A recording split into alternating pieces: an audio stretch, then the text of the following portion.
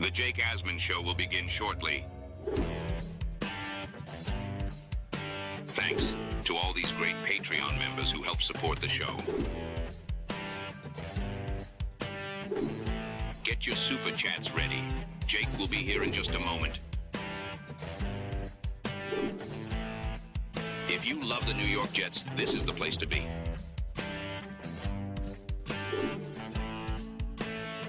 And now, the Jake Asman Show. Aaron Glenn's latest defense of Justin Fields will leave you speechless. Plus, the Jets and the Panthers will play a game on Sunday. We get the latest from Jets reporter Nick Faria, who was at the Jet facility earlier today. It is the Jake Asman Show. Let's hit it and get it started. Justin's numbers are not good from this game. Is he going to be your quarterback next week, or would you consider? What kind of question is that? How much worse can it get for Aaron Glenn's Jets team? Can he salvage this season and give us something to be excited about? Every step of the journey, the Jake Asman Show will have you covered, breaking down all the storylines, every game, and everything in between. Please subscribe and hit the like button below. Super chats, baby. Cut the line. The Jake Asman Show starts right now. Here we go, Jet fans. Happy Football Friday. Welcome in show number 2 on the day. The first one was an absolute wild one. If you missed it, Will Parkinson joined us, and let's just say things got a little wild after that. Before we get going, I want to shout out everyone on Patreon. We added a few new Patreon members in between shows today. Best way to support me is by joining the Patreon. So shout out to Peter, who joined the Patreon. Big time. Aaron Bagley, Mikey Quinn, Felicia Rosansky for being our most recent Patreon subscribers. Get in that Discord where the fun never ends. Plus, you get bonus shows, your name in the intro. Find out about exclusive events, including our upcoming watch party for the Jets and the Bengals RSVP with the link in the description if you want to commiserate all together watching Joe Flacco against the Jets next week at Goldies Tavern in New York City. With that, let's say hello to Jets reporter for JetX and JetsXFactor.com, Nick Faria, who joins us in his weekly segment. Nick, appreciate you hopping on. How was your day at One Jets Drive? It was a long drive home, I'll tell you that much. The traffic, not great, but happy to be on as always, Jake, and time to talk football. Time to talk football. Specifically, time to talk about the press conference from Aaron Glenn earlier today. I'm going to play you the quote that is generating a lot of attention. Aaron Glenn being asked about Justin Fields holding on to the ball, and this was the head coach on that earlier. Yeah. At this point in the season, to work on that and really get it out and make it fair, that process. I know that's a huge topic that everyone talks about, but sometimes there's a lot that goes into that. And when you look at the time he gets the ball out, some of those have been some of his best games when he's holding the ball, 3 seconds or whatnot. And it's who he is, and sometimes it's play calls and the way that he sees things. So, and I'm not sitting here saying that he doesn't need to get the ball out. There's some quick game, where the ball has to come out, and you work on those in practice. But there's also an element of, and we know who that player is. You look at Lamar. I think Lamar, his numbers getting the ball out is higher than Justin's. I think Josh Allen's numbers are higher than Justin's. But I think everybody tends to see who those guys are and understand that. And for some reason, they don't understand Justin. But listen, I'm not sitting there saying that there's some times where he got to get the ball out. He knows that. He articulated that to you guys, and we're going to continue to work on that as much as we can. Okay, Nick, your reaction to Aaron Glenn in defending Justin Fields, trying to compare him to Lamar Jackson and Josh Allen, who combined have 3 MVP awards. All right, so it's kind of multifaceted, right? So first off, I think we can all agree throwing 2 MVPs out there in comparison to Justin Fields, laughable to the very crux of the issue. His first part of the answer I thought was pretty fair. Listen, we know it's a problem, but there's a lot of things that go into it. Sometimes it's coverage, sometimes it's offensive line, sometimes the receivers are running the wrong route. It's not always on the quarterback in that aspect. And in fairness, he's absolutely right. Then he started going off the rails, trying to over-explain and try to sort of go under the rug with a lot of the issues that Justin Fields has had. And this is kind of the point, kind of the problem we saw in training camp. Early on, we reported that he was holding on to the ball for a very long time. And it was very, very stark. Some people said it was because of the Jets secondary. Some people said it was because of the offense. He's learning a new offense. But we're now in week 6. And we're now at the point where this offense needs to look competent, and they have not. So while I do think it's commendable that Aaron Glenn continues to defend his players, you want to see that from a coaching staff. At some point, we have to call a spade a spade. And Justin Fields, through 6 weeks, is not a starting caliber NFL quarterback right now. He has not shown the consistency that you need to see from a starter. The only caveat that I will say is that as long as Justin Fields plays, as long as he continues to be as inconsistent as it is, the more Jets fans understand that he is not going to be the quarterback in 2026. It is not going to be the same offensive look next year, whether that means they're drafting a quarterback, whether that means they're signing a new one. There's going to be a new signal caller next year, because the more Justin Fields struggles with all of this, the more likely it is that they're simply just going to move on. It is a laughable answer for an NFL head coach to even try and invoke any sort of comparison to Josh Allen and Lamar Jackson when you watch Justin Fields play, and when you watch Justin Fields specifically play that full game against the Broncos on Sunday. Come on. I get it. You want to defend your quarterback? That's fine. But he's not even right in his defense. The numbers back it up. Okay, this right here is from Andrew Golden, who looked up the next-gen stats on this. Lamar Jackson's average time to throw, 2.87 seconds. Josh Allen's average time to throw, 2.91. Justin Fields is at 3.01. So, like, he's just wrong. He's straight up wrong. I don't know if he's, going out of his way to just lie or he has false information. But once again, it doesn't look good for the head coach, just like it didn't look good for the head coach to be so angry with Brian Costello's question about potentially benching Fields this week, because he was that bad on Sunday. And that tells me that the way Glenn answered it, he didn't even consider doing it in the game against Denver, which is alarming. Now we have a guy who's entrusted to potentially pick the next franchise quarterback, maybe number 1 overall or in the top 3, and he's completely out of touch or just out of his depth in being able to evaluate quarterback play. He says he's not a defensive coach. He coaches the whole team, but I'm sorry, man. He has no awareness on the most important position in sports. Like, he has no feel for it. If he had any feel, Tyrod Taylor's in that game at any point in the second half,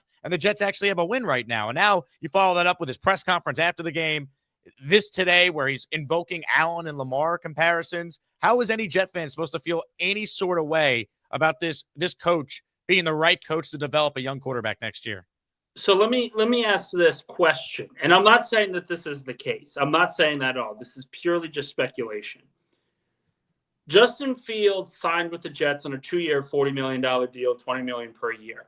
Pittsburgh was interested in him. The Jets were interested in him. He chose New York. Do we think, and I think this is a legitimate question to ask, that the part of the sort of guarantee that Glenn made to Fields was, I am riding and dying by you in year 1, buddy. No matter what happens, you are our starting quarterback. No matter if we're 0-6, no matter if we're 0-10, no matter if we're 0-14, we're riding with you as our starting quarterback next year. And that essentially allowed Justin to say, okay, well, I've got the guarantee for a full season. Now I'll be able to actually show what I can do at quarterback, as laughable as that could be.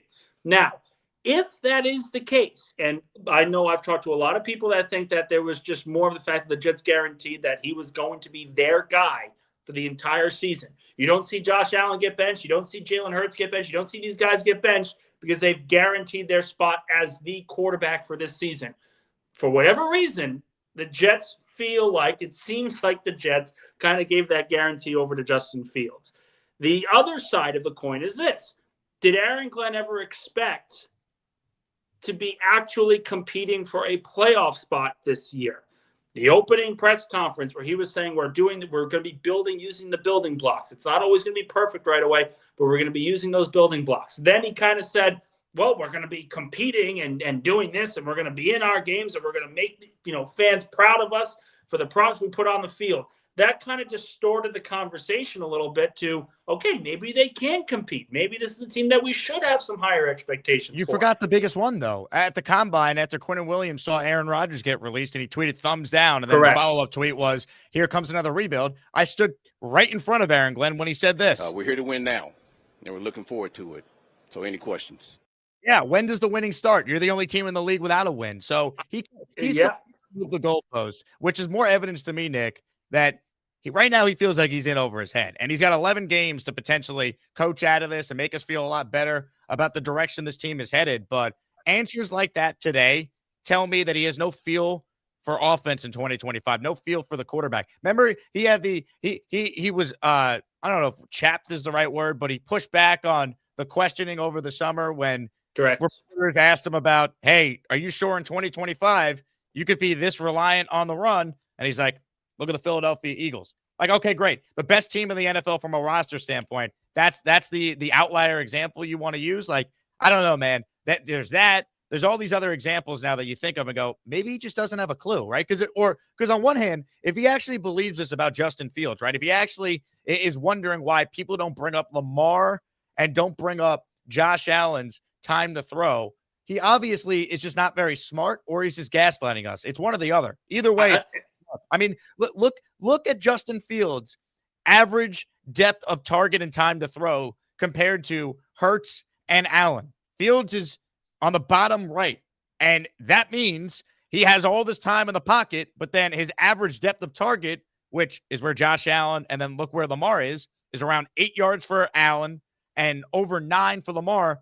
Fields is throwing what? This is like 6.5 here, but he's holding onto the ball longer than any quarterback. So yeah, Fields holds onto the ball a while, as does Lamar and as does Allen. But they don't just sit in the pocket and take sacks. They actually try and throw the ball downfield. Fields, we saw take 9 sacks in this game on Sunday. We talked about with Tanner Angstrand. He wants the team to push the ball down the field. Justin Fields says he's going to try to push the ball down the field. And again, this is me not defending Aaron Glenn for these kinds of comments. I want to make it abundantly clear.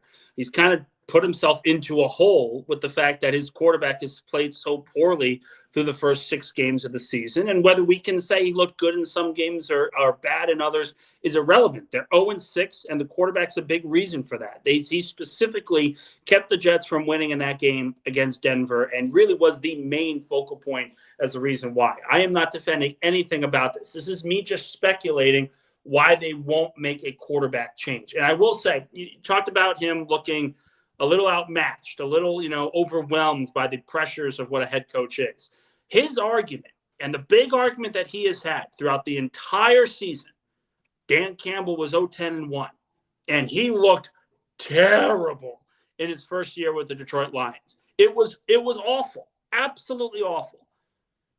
That's his point to say it could be ugly this year, but we're going to build that foundation. That was kind of an answer that he talked about later on in this press conference when Brian Costello actually asked a great question about how do you tell someone like Quinnen Williams, who's been a part of all these different rebuilds, that it's going to take a few more years and keep playing at the high level. And he said it's a building block. I was with Dan Campbell. We went from 3 wins to 9 the very next season. We didn't make the playoffs, but that improvement was very, very clear from the beginning. That's his answer. That is the answer Glenn wants to give. At times, do I think that Jet fans are trying to punish him for 14 years of no playoffs? Yes.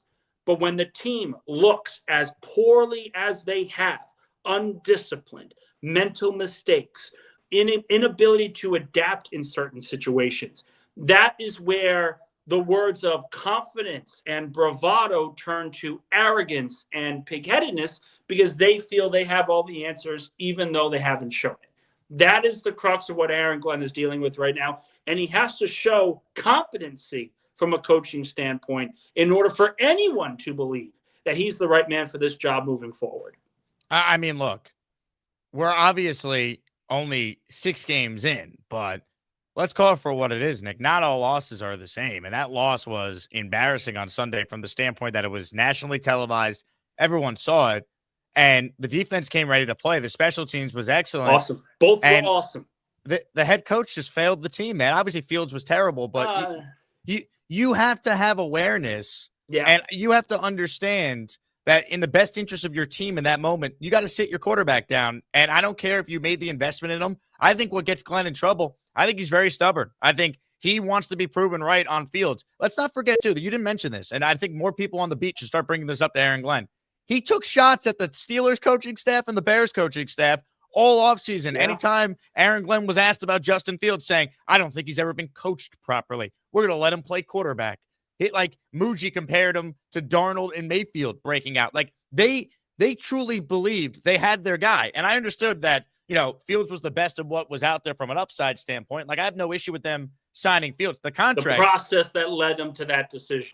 And what they have said since, like they didn't need to treat Justin Fields like, we got our guy, he's the unquestioned starter. No competition, really? You just hand him the job, and now that was the one I was like, okay, hold on, we're just throwing him in there. No, we're having Joe Tippmann and Josh Myers compete at center, even though Joe Tippmann had a very good year. But we're not going to have that same competition at quarterback. That was always the big question that I had, where I was like, okay, this doesn't something's not adding up here, and this is why I say, from a purely hypothetical standpoint, I don't know this for a fact, but perhaps this was part of the discussion when Fields signed the contract, where it was, I'm not coming in to be a part of a competition. You're going to make me the starter. I'm going to be your starter for 17 games or however long I'm healthy for, and you're just going to ride and die with me until then. And Glenn probably being told from Jets ownership that, listen, we know this is not a one-year thing. You're going to get your time. You're going to get the ability to build a team that you want. Said, okay, for year one, I'll take him. And then if it all goes down the rails, we're going to draft our quarterback. And in his belief, to me, it's not about, is Aaron Glenn capable of finding the quarterback? Is Tanner Angstrand capable of building an offense around a rookie quarterback and developing him in that way to start? Just to start. The basic premise of locating a quarterback who can run this particular offense. Well, the thing is, though, right? You have everything they said about Fields once they brought him in. You have Glenn not even considering benching him in that game Sunday and this upcoming Sunday against Carolina. Now you have Glenn comparing him to Allen and Lamar. I get it. Your coach, you want him to defend the players. But I wonder if it's no longer just a defense. It's in his mind, he thinks that Justin Fields is one of these type of players. Like he has no sense of what a good quarterback versus a bad quarterback actually is. Because Nick, if he had any feel, then Justin Fields wouldn't be starting this week. If he had any feel, Justin Fields would have been pulled at halftime this past game. Like 31 other coaches in the NFL would have made that move. Like, you could make the argument he comes in the fourth quarter and they still win that game. If Tyrod Taylor got the last drive, right? If they just said, hey, Tyrod, you're getting the last drive, you don't think Tyrod Taylor in his sleep, maybe even blindfolded perhaps, completes this pass to Garrett Wilson, who's wide open? I mean, come on, man. And that's why Garrett Wilson's not playing this week and probably not next week either, because Justin Fields just sat there and held on to the ball. So for Glenn to sit there and be like, oh, well, Lamar and Josh hold on to the ball. Yeah, they also hold on to the ball and then buy themselves some time to throw it further than Justin Fields, who threw it 0 yards in a lot of these dropbacks on Sunday. Players holding the football is a very common theme for quarterbacks in the NFL right now. And I want to make it very, very clear. This is not just a Justin Fields issue. People have that complaint about Josh Allen. Right now, Philadelphia is cursing out Jalen Hurts for how long he throws the football in his own right. And he's the Super Bowl MVP. This is not just a Justin Fields issue. The difference is the Jets are 0-6. And they are 0-6, and a big reason why is because of the quarterback play. It's not the only reason. The defense was terrible for the first 5 weeks of the season. Special teams broke down multiple times. Coaching decisions on offense. The offensive line hasn't been as consistent as some people would have hoped. And there's not enough receivers to begin with where you can trust and rely on. But I talked about it before. I wrote an article about it this week. The arrogance of the consistency and I guess the bravado of this coaching staff saying, we're going to be the ones to fix it. Trust us, only to turn around and be told essentially, actually, no, this isn't how it's going to work out. That's where things kind of go by the wayside. Well, the other thing is too, right? So Fields came out and said to you guys this week that his legs the last couple of weeks haven't been at 100%, that he had a knee contusion or a leg contusion against Miami, and he hasn't been able to really be himself as a runner these last couple of weeks. Obviously, we didn't know that. He's not on the injury report, but Aaron Glenn, Tanner Angstrand, and the coaching staff, they knew what they were dealing with. And for Glenn to sit back and watch that game in London, knowing he had a compromised quarterback, it would have been the easiest thing in the world for Aaron Glenn to say, hey, we're pulling the plug at halftime. We're going to say it's because you're injured, which is fair, because they could say, look, Justin Fields, your superpower is your ability to run. If you can't run, if you're just sitting in the pocket, he's worse than Zach Wilson at that. The whole point of having Fields is that the threat of him being able to take off and run opens things up for him to make plays Elevates downfield him as a over passer. those. Absolutely. Right. We saw it week one. And in a perfect scenario, Fields at his best is what it looked like week one against the Steelers, right? We saw him run, have design runs, take off when things weren't there. He wasn't able to do that this past game, and they knew that and still didn't go to Tyrod Taylor, and that's on the head coach for not having a feel. And now I'm supposed to sit here and act like, oh, it's all good. This is all part of the process. Nonsense. He's now trying to move the goalpost because he realizes, oh, crap, this is way harder than I thought it was. Yeah, no shit. That's why we're tired of hiring first-timers learning on the job when there's legitimate talent on this team. Robert Saleh won 4 games with a way worse roster. Gase won 2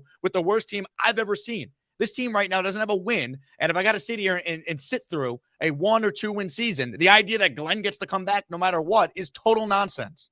They're not going. First off, I don't think they're going to fire Glenn after 1 year. I think they're going to try to give him at least 2, and if they show improvement, certainly 3. 2 and 15. You think he survives?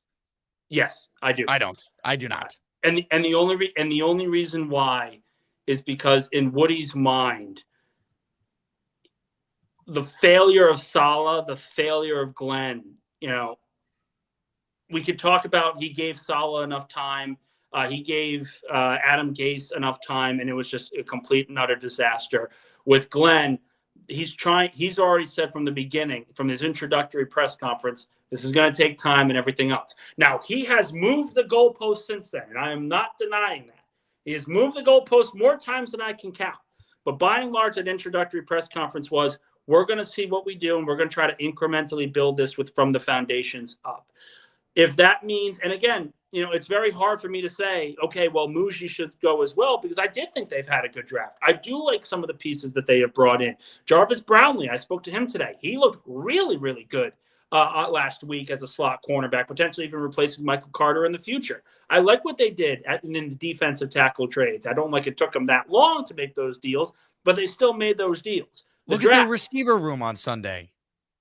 Again, I'm not arguing that they sort of kind of ignored in those cases, but they looked at their quarterback and said, you're not going to target a number 2 receiver. So why misevaluated the quarterback spot. So let's give them a chance to draft someone first overall. Please, come on. They win 2 games. How are they bringing the staff back? How? Because for Woody Johnson, he believes in Aaron Glenn's message, and you think he does. We haven't heard from Woody. I'm sure Glenn sold him on the fact that this was not going to be this bad. He probably said it might take a year or so for us to become the Lions, but there's good players on this team. He highlighted those players at the introductory press conference. And also the Lions started 0-10-1 with Dan Campbell, and he got that second year too. Yeah, but that team was not as good as this Jets team. Maybe we've overrated some of the players, though, in that case. Nick, how many Pro Bowl players did the Lions have in 2021? Players on their team. I have no idea. The total was 2, including Goff, who at that point in time was not thought of very highly after McVay dumped him. But let's also remember, so in that year, we all kind of agreed that the offensive line actually was pretty solid. They needed one more piece, and that's where they drafted Penny Sewell. The defense was a mess. It was an absolute wreck. You kind of figured, okay, maybe you see what you have in Goff. But then that following draft, everything just turned over because you had Sewell, you had Amon-Ra St. Brown. The defense took a step. You had all those different positive pieces to it.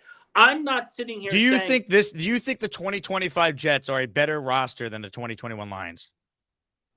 Yes, but not by much. I think Justin Fields is a significant decrease of talent from Jared Goff, and that changes a lot of this. Do you agree with Aaron Glenn that the last 4 minutes of each half belong to the coach?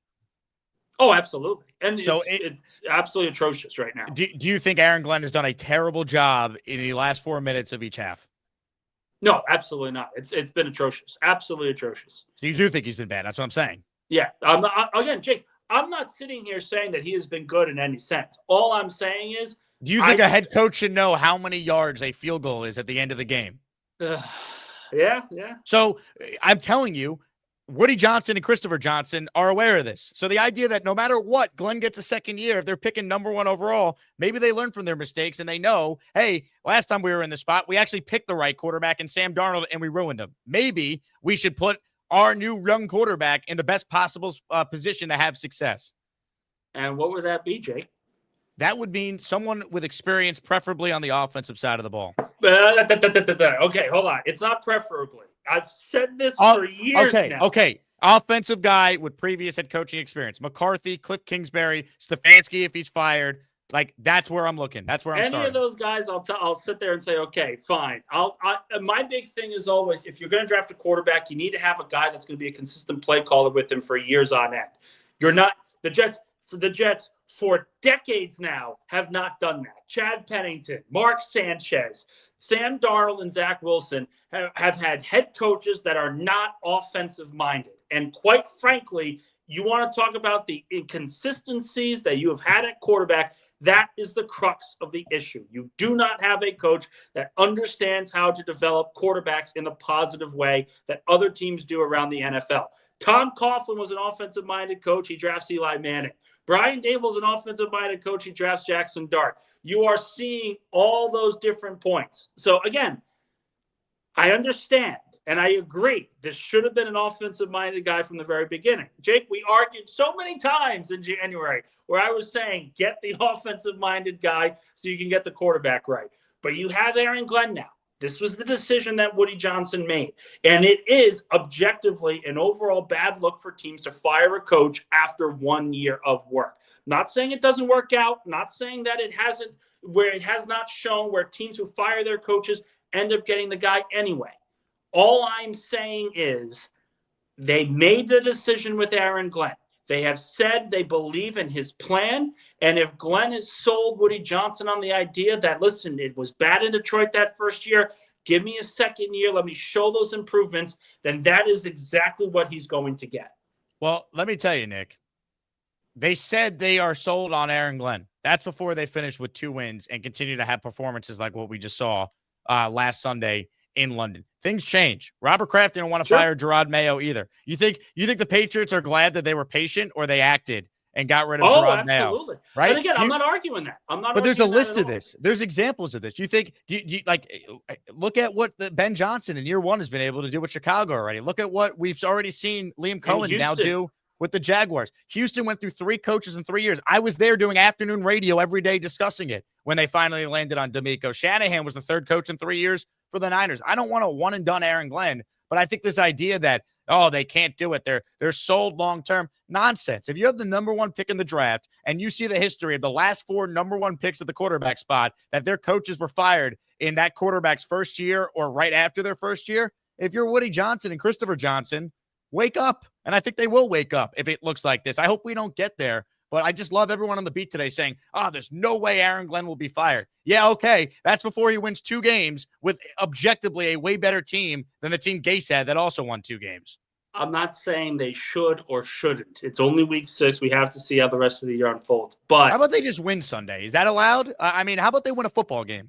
Well, again, it's if they win this game, if they get to 4 or 5 wins and match the win total from last year, I don't think he's getting fired. I don't think if he matches the win total from last season with a worse quarterback and worse receiving room, yes, he was the one that decided not to bring in Devontae Adams or keep Aaron Rodgers.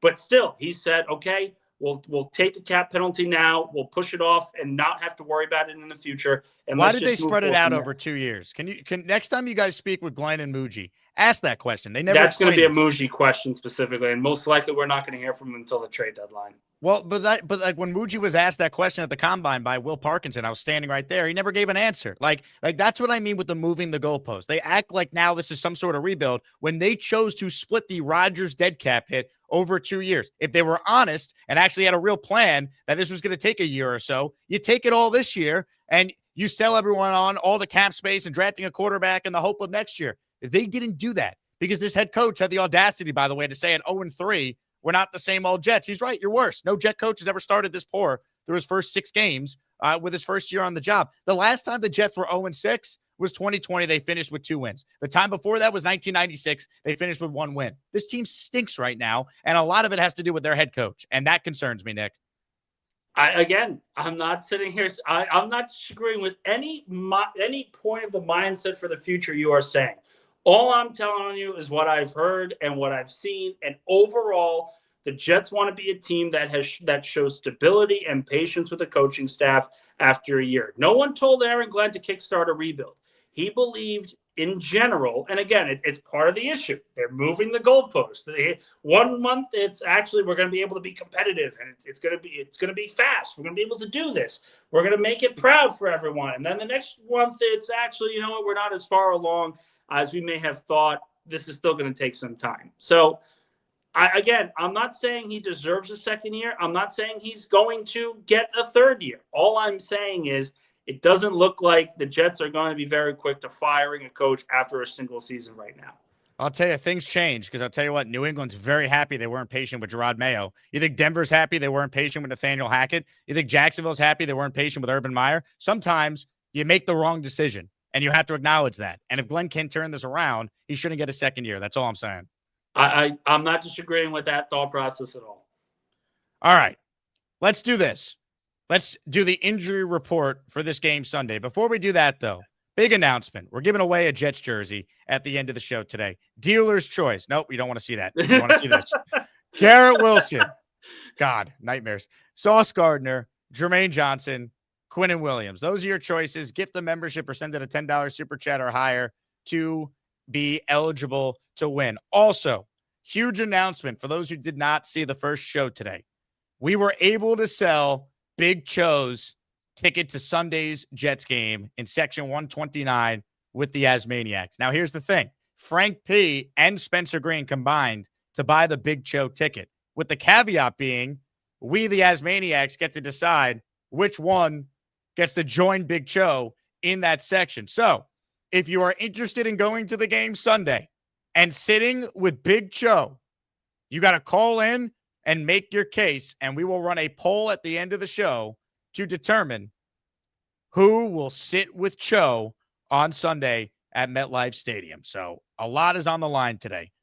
Not only are we giving away a Jets jersey, but we're giving away a ticket to sit with Big Cho at the game on Sunday. Nick, you're going to be at the game.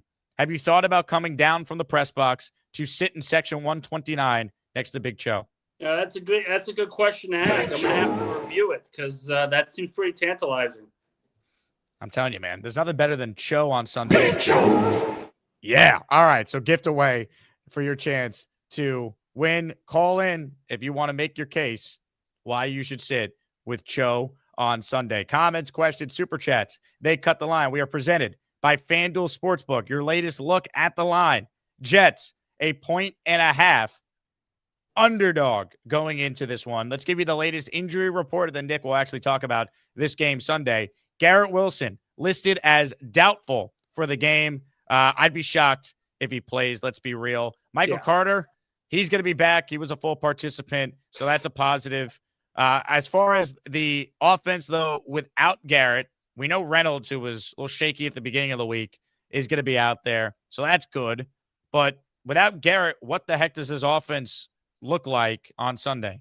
I expect a lot more Breece Hall in the passing game. Aaron Glenn spoke about that today, just talking about getting him more involved, and the fact that the Denver Broncos didn't really allow him to do that because of their blitzes. They needed him in for protection, which makes sense. I'm not arguing with that in general, but you're going to see a lot more Breece Hall, and I think this could, I've been waiting on it all year, I think this could be the breakout for Mr. Arian Smith. There's just not much else in this passing game that you can rely on. I would expect a couple of deep shots from Justin Fields in this game, trying to target Arian Smith. Whether they connect or not, that's another question.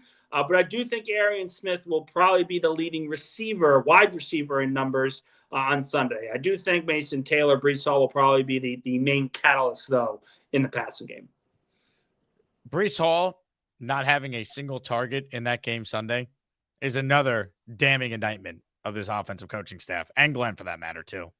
I think that was more, and again, the way Engstrand talked about it, and again, I think Engstrand had a bad game on Sunday, but I don't want to make him out to be like the worst guy or a terrible play caller, because he's actually looked solid. There were there's guys open, but and that's the thing. Like you can't bring the horse to the well. You can't force him to drink it. It's just a matter of, you've got the offensive coordinator. He actually looks competent. He has an understanding of what he wants to do when designing plays. There are players open. He needs the quarterback to actually throw the football. That game, I think, was an Engstrand taking a step back a little bit. But also, you played a defense that's one of the best in football. Their pass rush was already great to begin with. You needed extra blockers. So in that mindset, I do understand having Breece Hall be in more of a protection mode for that game as opposed to others. Brutal. All right. Do they have any chance Sunday, Nick? I mean, I think they do. Carolina, though, has been on a tear since their 0-3 start. They destroyed the Cowboys' defense. Their offense actually looks quite good, and Bryce Young is starting to play like the former number 1 overall pick that he is. But again, the talent on this team, on defense, on special teams, it should be good enough to be successful. Their offensive line should be good enough to open some holes. Can this coaching staff put the team in a position to win an actual game? That remains a big question. I just love it. All right. Let's do our weekly over-under segment. Are you ready? Let's do it. All right. But first, let me get to the super chats here and just get caught up. But once again, Jets jersey of your choosing up for grabs at the end of the show. And please write in the chat that you want to call in so I know who actually wants to make their case on who wants to sit with Big Cho in section 129 on Sunday. Ticket is up for grabs. Dom C in the house. Shout out to you, Dom. Do you think Aaron Glenn needs to be sat down and coached on how to address the media? Sometimes less is more. It's laughable and embarrassing. I don't think Glenn does himself any favors, Nick. I don't. I don't think this is the biggest issue by far. The biggest issue is he seemingly is incompetent in things that are very important if you're the head coach of an NFL team. That's bigger than his press conferences, but he does himself no favors with these press conferences. I don't know how you feel about that, but that's my read.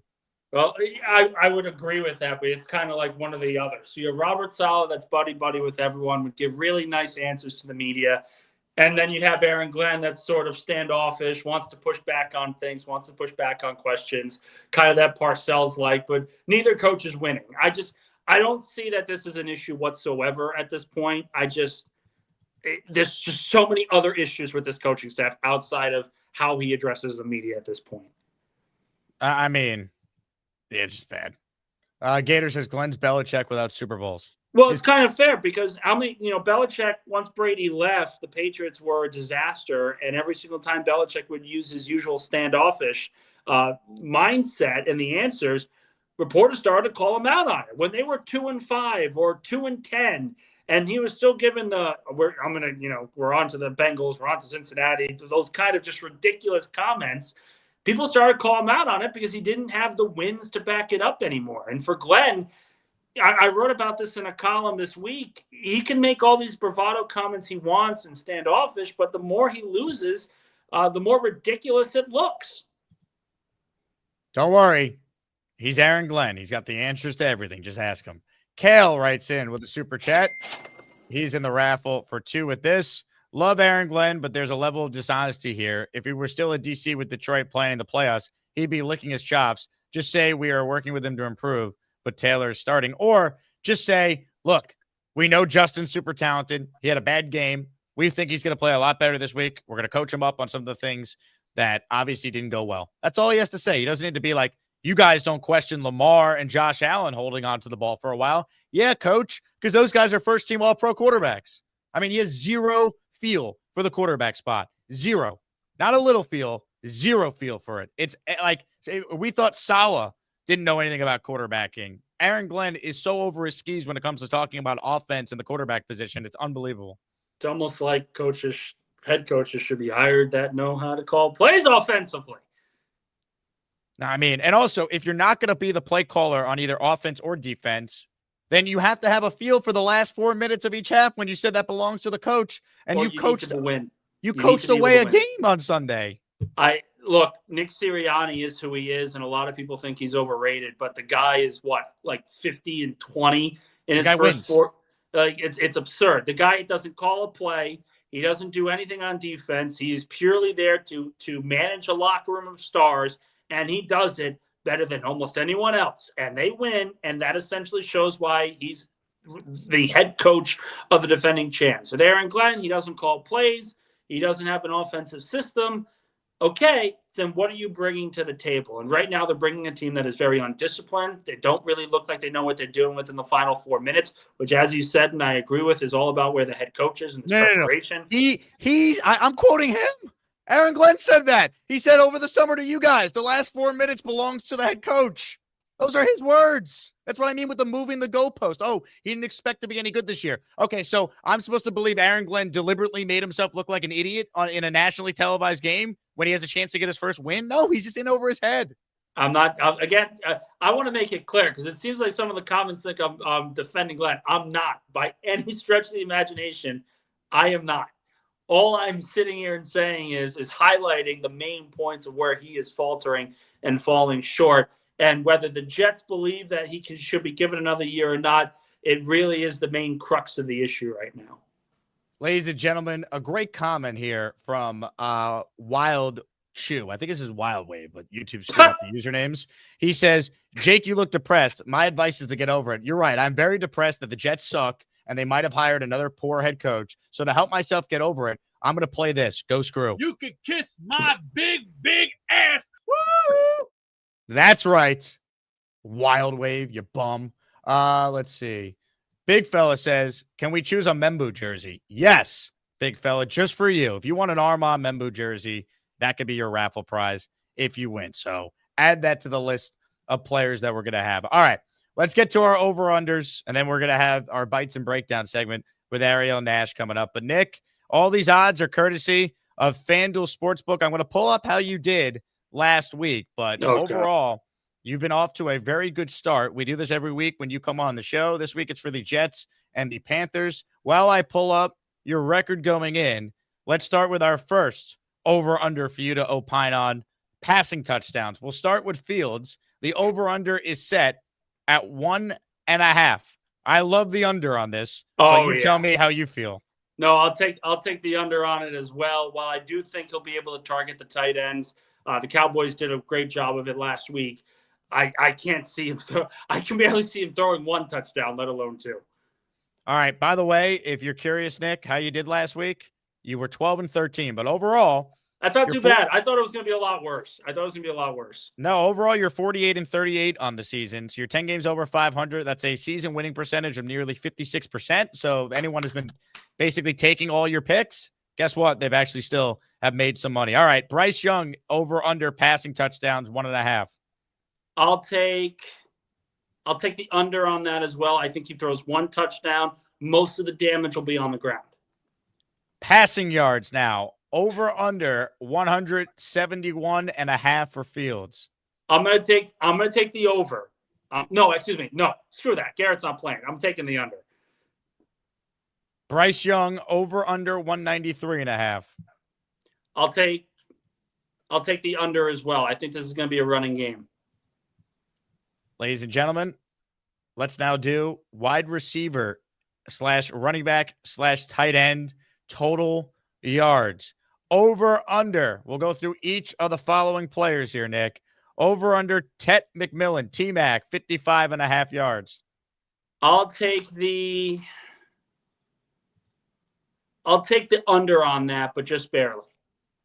Mason Taylor might be the number one receiver on Sunday. He, of all the Jet players, has the highest yardage projected over at FanDuel. 40.5 over under. I'll take the over. Carolina does not defend the tight end well. This is an over for me as well. I do think they'll get Mason Taylor involved a lot. Josh Reynolds, who will play, thank God. I can't believe I'm saying that. Over under 27.5. I'll take the over on that as well. Breece Hall didn't have a target this past game. His over under set at 25.5. Over. Jalen Coker, he's back. First game, 23.5 over under. Under. I think he'll get to around 20. Xavier Legette, over under 18.5. I'll take the over. Rico Dowd, over under 12.5. I'm going to take the under on that one. He's going with the under. All right, here we go. We did wide receiver, tight end, running back yards. How about same thing but receptions this time? Let's start with Tet. Over under 4.5 catches. 4.5. I'll take the under. I think he hits 4. I don't think he goes over. Mason Taylor, you went over on his yards. How about receptions? 4.5. Yeah, I'll take the over. Josh Reynolds, over under 2.5. Over. I like this one as well. I'd go over on Reynolds. Brees Hall, over under 3.5. Over, absolutely. Jalen Coker, over under 2.5. I'll take the under. I think he'll get 2 catches. Xavier Legette, over under 2.5. Over. Rico Dow, over under 2.5. Over. All right. Ladies and gentlemen, rushing yards. Over under. Brees Hall, 69.5. I'll take the over. This feels like a Brees game if there ever was. Yeah, it really does. Rico Dow, over under 59.5. After the last couple of games, he's been on an absolute tear. I'm going to take the under, and only because Chuba Hubbard is set to play, I believe, right? He is going to play. His over-under set at 33.5, though. I'll take Hubbard on the over, Daddle on the low. Justin Fields, his legs, are they healthy? He told you guys this week he's feeling a lot better. Over under 41.5 rushing yards. I'm going to believe him. Over. All right. Last but certainly not least, here is a look at touchdown scorer odds. I'm not going to have you project each one, but give us anything on the board that you like from a value standpoint. I like Hubbard at any time touchdown. I think his return is going to limit the impact on Dowdle. I again, because of his running ability, I have to say Justin Fields anytime touchdown because it's just his running ability should be able to get there. Let's see. I'll take Legette for a score, and I will take Arian Smith with a touchdown. Arian Smith. Not even listed here. I'd have to go dig deep to see if FanDuel has odds for super underdogs. I'll look into that because this could be an Arian Smith game. Can we get odds on Arian Smith attempted pass thrown his way over 20 yards? 3. You think they're actually going to try and air it out? Oh, I think they're going to try. I don't know if it's actually going to succeed. Wonderful. Score prediction for Sunday. Panthers 23-17. I'm sorry. I wish I could pick the Jets, but I can't. I just can't right now. Moral victory, yes or no? At 0-7, absolutely not. Absolutely not. Good God.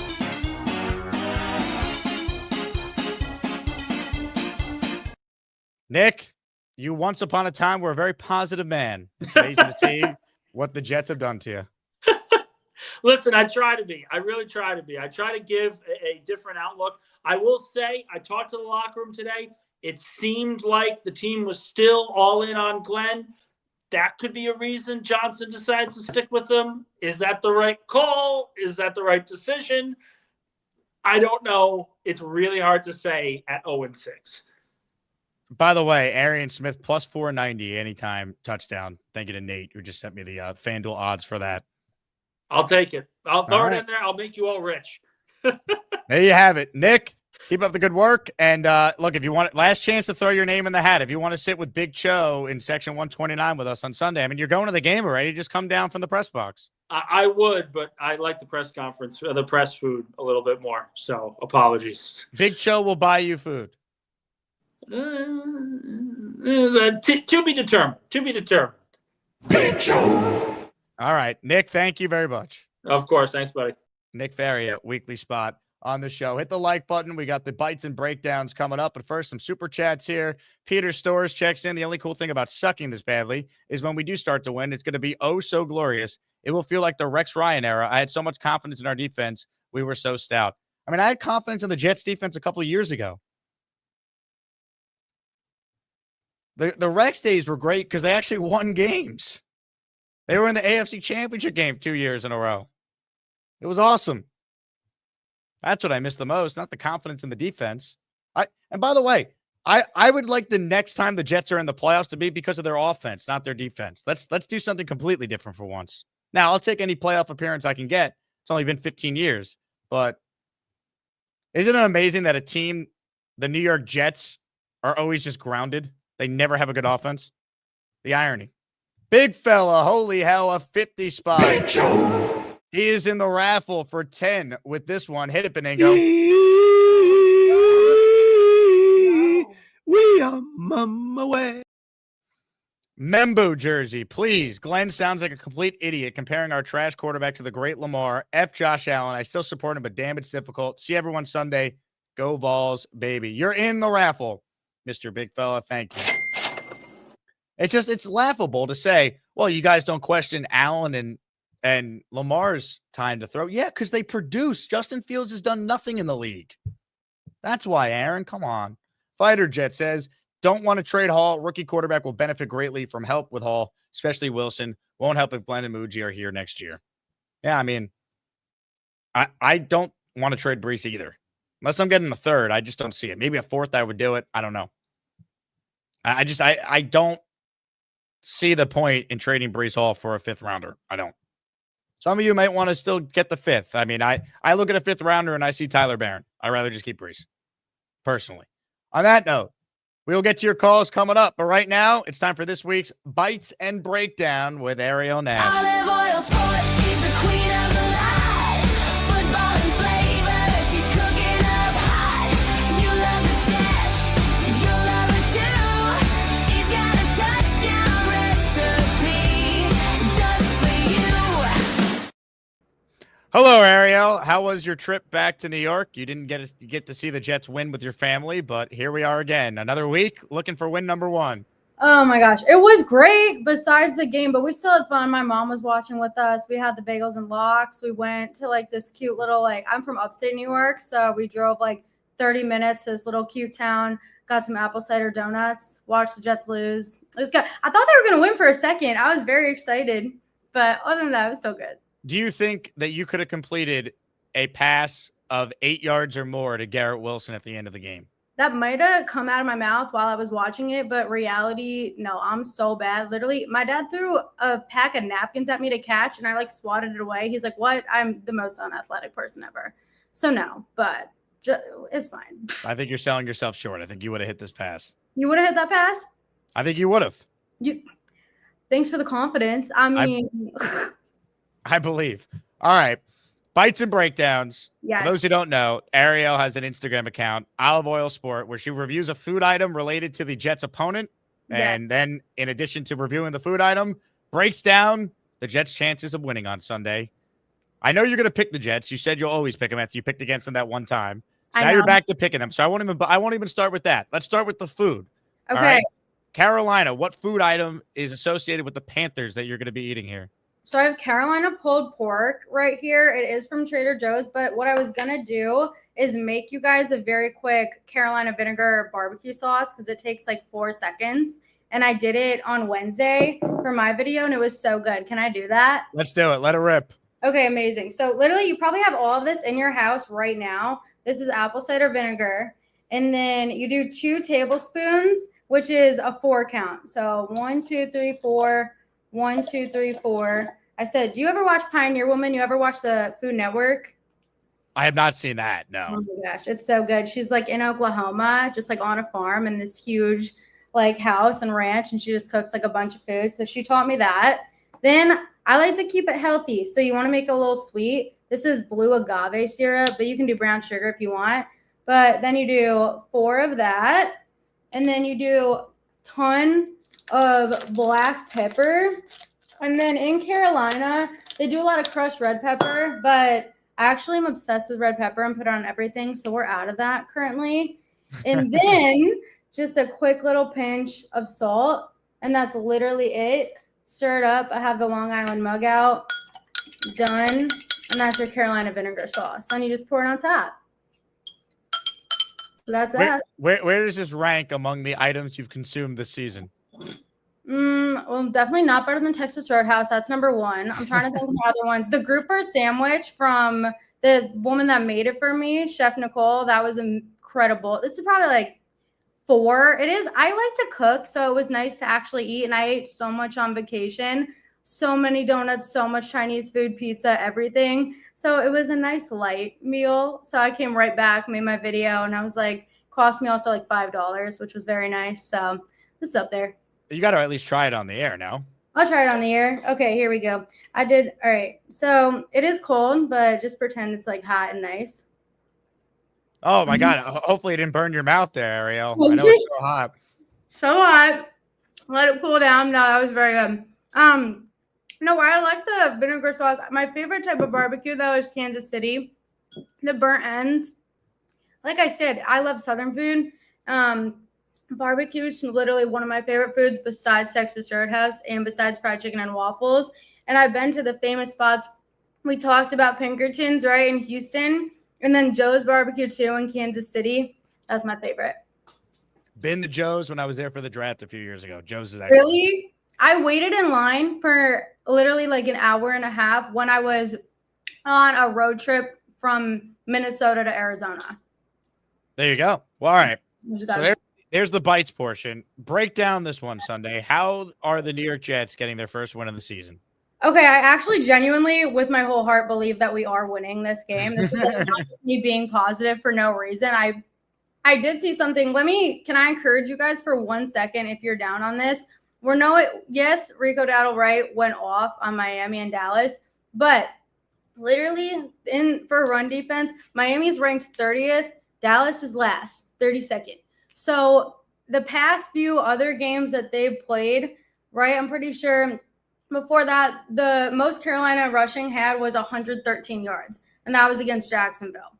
So that's quite encouraging. And on the other side, yes, their run defense also stepped up at home the last few games, but they were getting run on before that. Jacksonville had over 200 yards on them. And when they literally shut out the Falcons, the Falcons put up like 131 yards on them rushing. And when they played the Patriots, who don't even have a good run game, 104 yards on them. So we can get our run going. It'll be okay. We're going to stop them. I think it's going to be good. I think we're going to get our first win. What about the offense for the Jets? No Garrett Wilson. How are they scoring points? I was talking to my dad about this. I think Angstrom needs to just cook up some crazy plays, like literally just be insane for no reason. Because at this point, 0-6, nothing to lose. They don't have Garrett to just shut down to focus on, which I think, not that it's a positive to not have Garrett on the field, but I think you can incorporate a little more creativity in it in the passing game. And I know that we're like, okay, Justin Fields got to throw the ball. He's going to throw the ball. Everyone calm down.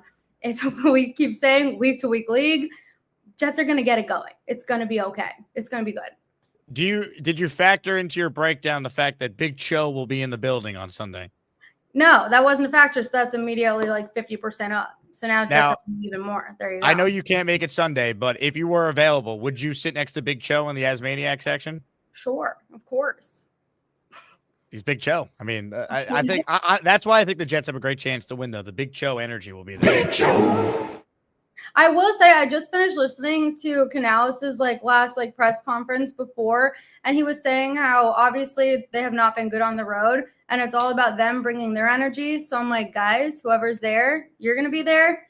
Bring the loving energy. We love them. We love the Jets. Encourage them. Don't let the Panthers take over the energy at MetLife. It's going to be okay.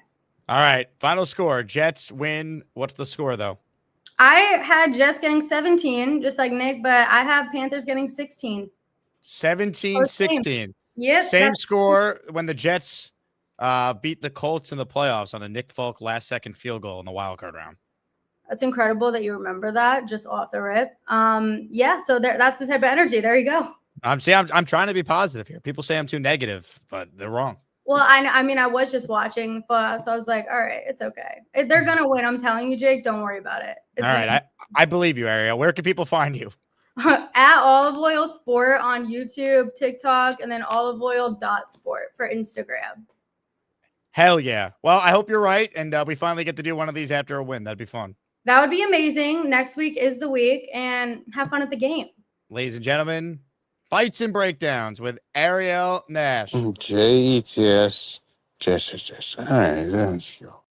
Speaking of next week we have our first and likely only regular season watch party. Jets, Bengals, Goldies Tavern, RSVP if you want to join us. It's going to be fun.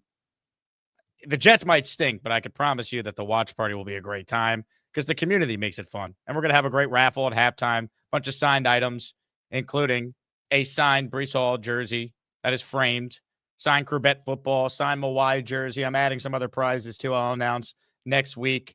Game will be on all the TVs. We'll have TVs on some of the other games too, so you can keep up with your bets or your fantasy team. And it'll be a lot of fun. We might have a couple special guests there. Joe Beningo promised to attend if the Jets win on Sunday, so he will not be there. But he might be. There's a chance. Maybe. Maybe Bobby Midnight will drive down from Vermont to be there. I don't know. Anything can happen. Anything. Indy says he didn't compare. Not once did Glenn say Fields was the same as Allen or Jackson. No, he did compare. He did. You really? I'm going to play it again for you, Indy. Please call in and tell me Aaron Glenn did not specifically compare Fields holding onto the ball the same way that he claims Allen and Jackson do, which he also incorrectly said that Fields holds onto the ball not as long as those guys, which is also not true. But here we go. For those who didn't hear it, this is Aaron Glenn earlier when asked about Fields needing to get rid of the ball quicker in defending Fields, bringing up Lamar Jackson and Josh Allen. Yeah. At this point in the season, to work on that and really get it out and make it fair, that process. I know that's a huge topic that everyone talks about, but sometimes there's a lot that goes into that. And when you look at the time he gets the ball out, some of those have been some of his best games when he's holding the ball, 3 seconds or whatnot. And it's who he is, and sometimes it's play calls and the way that he sees things. So, and I'm not sitting here saying that he doesn't need to get the ball out. There's some quick game, where the ball has to come out, and you work on those in practice. But there's also an element of, then we know who that player is. You look at Lamar. I think Lamar, his numbers getting the ball out is higher than Justin's. I think Josh Allen's numbers are higher than Justin's. But I think everybody tends to see who those guys are and understand that. And for some reason, they don't understand Justin. But listen, I'm not sitting there saying that there's some times where he got to get the ball out. He knows that. He articulated that to you guys, and we're going to continue to work on that as much as we can. Come on. That's comparing them. What does that mean? That is exactly what I said it means, Indy. He's comparing them. For some reason, they don't understand Justin. Yeah, because Justin Fields is not a good quarterback. That's why. We have to pretend? I get backing your guy, but how is Aaron Glenn doing himself any favors when he's trying to compare Justin Fields to Lamar Jackson or Josh Allen? Come on, man. And this is the guy we're supposed to entrust to develop a quarterback next year? Why? And here are the stats, by the way. Lamar Jackson, 2.87 average time to throw. Allen, 2.91. Fields is 3.01. I think only Caleb is the only quarterback in the league with a slower time to release. And the ADOT going into week 6 backs that out. But at least Caleb is taking chances downfield. His average depth of target to 8 yards, as is Allen. Lamar's over 9. Fields is under 7.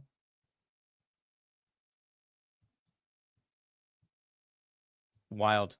All right, we got this from Janice, who's one of the all-time greats. She is in for 10 in our jersey raffle coming up. I'm going to start accepting calls from people who want to make the case why they should sit next to Big Cho on Sunday. But first, this is for Janice. Get your ass off my super chats. Some of these are gifted memberships too. The hell with it. Janice, thank you. You're in for 10. If you got a membership from Janice, make sure you thank her. The following 10 listeners are now as maniacs: Jake Johnson, Francesco Picario, Colton Narduzzo, Flight Boys, Johnny Greenballs, that's a government name, MM Moores, D-Rock NY, Rob L, and Lucas Ford. They all are now channel members.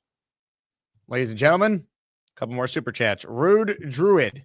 The most entertaining part of the Glenn Fields thing is Fields stands go from blaming Glenn on Sundays to defending him the rest of the week because of the pressers. Can't make it up.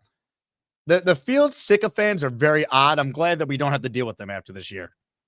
We got other issues as Jet fans. Like, I know Fields is not the guy. I never thought he would at any point be the long-term answer.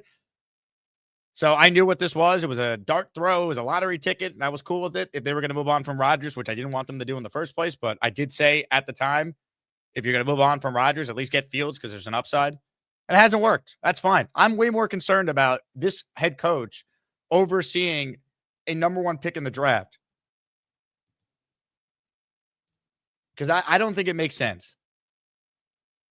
All right. New England's thrilled they weren't patient with Mayo. Denver's thrilled they were not patient with Nate Hackett. Jacksonville's thrilled they weren't patient with Urban Meyer. I rather get a real offensive experienced coach if we're going to be this bad. See, I wouldn't be saying this if the Jets were 2-4 right now, which is what they should be.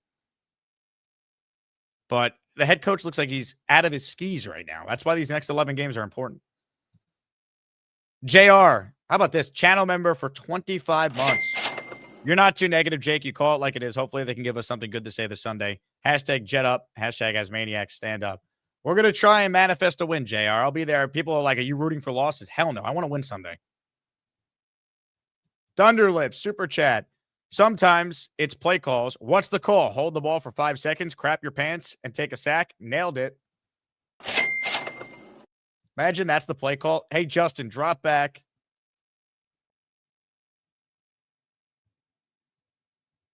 Drop back and take a crap. All right. Executed it perfectly. Mr. Duramo in the house. He's in the raffle for 2 more. Thank you, Mike. Aaron, we know Fields knows what to do. Just have him finally effing do it. You know what's fascinating too, right? People talk about Fields like he's a rookie going through it. He's in his 5th year. He's on his 3rd team in 3 years. What do you people want to see from Justin Fields that you haven't seen already? He's shown you who he is. And do we have to remove? Could we stop moving the goalpost? Oh, but Jake, he has nothing. Did we not say this is the best O-line he's ever had? Best staple of running backs. He has his old buddy, Garrett Wilson. Yes, he doesn't have great receivers, but he can't even get the ball to receivers. And honestly, I thought Angstrom called a terrible game, but other games, we show all 22s every week on the show and Blewett's breakdown. This guy's open and he doesn't throw it. So I really don't know what people want. I know what I want right now. I want people to call in and explain why they want to be the one to sit next to Big Cho on Sunday. All right? Call in and make your case. Ladies and gentlemen, Jaden D'Angelo is first up today. Jaden, I know you're going to the game. Have you not purchased a ticket yet? I have not. And you want to sit next to Big Cho? I want a ticket. Well, you either get the Big Cho ticket or you get nothing. So you better make the case why you want to be next to Big Cho for an entire game.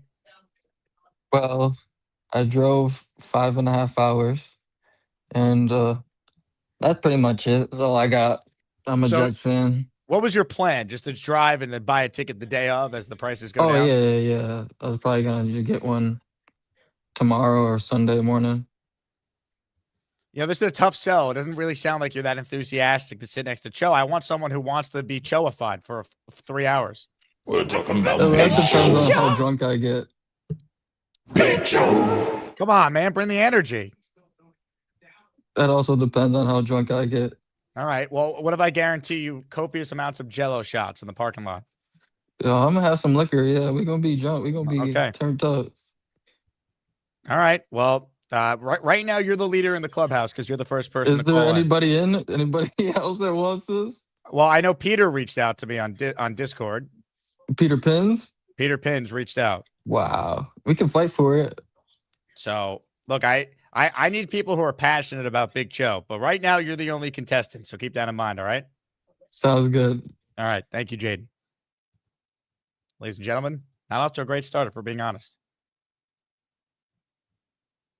Johnny Rocket says, who would want to sit with Cho? I'll wait. Everyone wants to sit with Cho. Not everyone can get to MetLife, though, on Sunday. More of your calls right now. Frankie C is next. Hello, Frankie. Do you want to sit with Cho, or are you just calling in to talk about the Jets? I would if I could go to the game. I got to work, unfortunately, but I would definitely sit next to Cho if I was going to the game.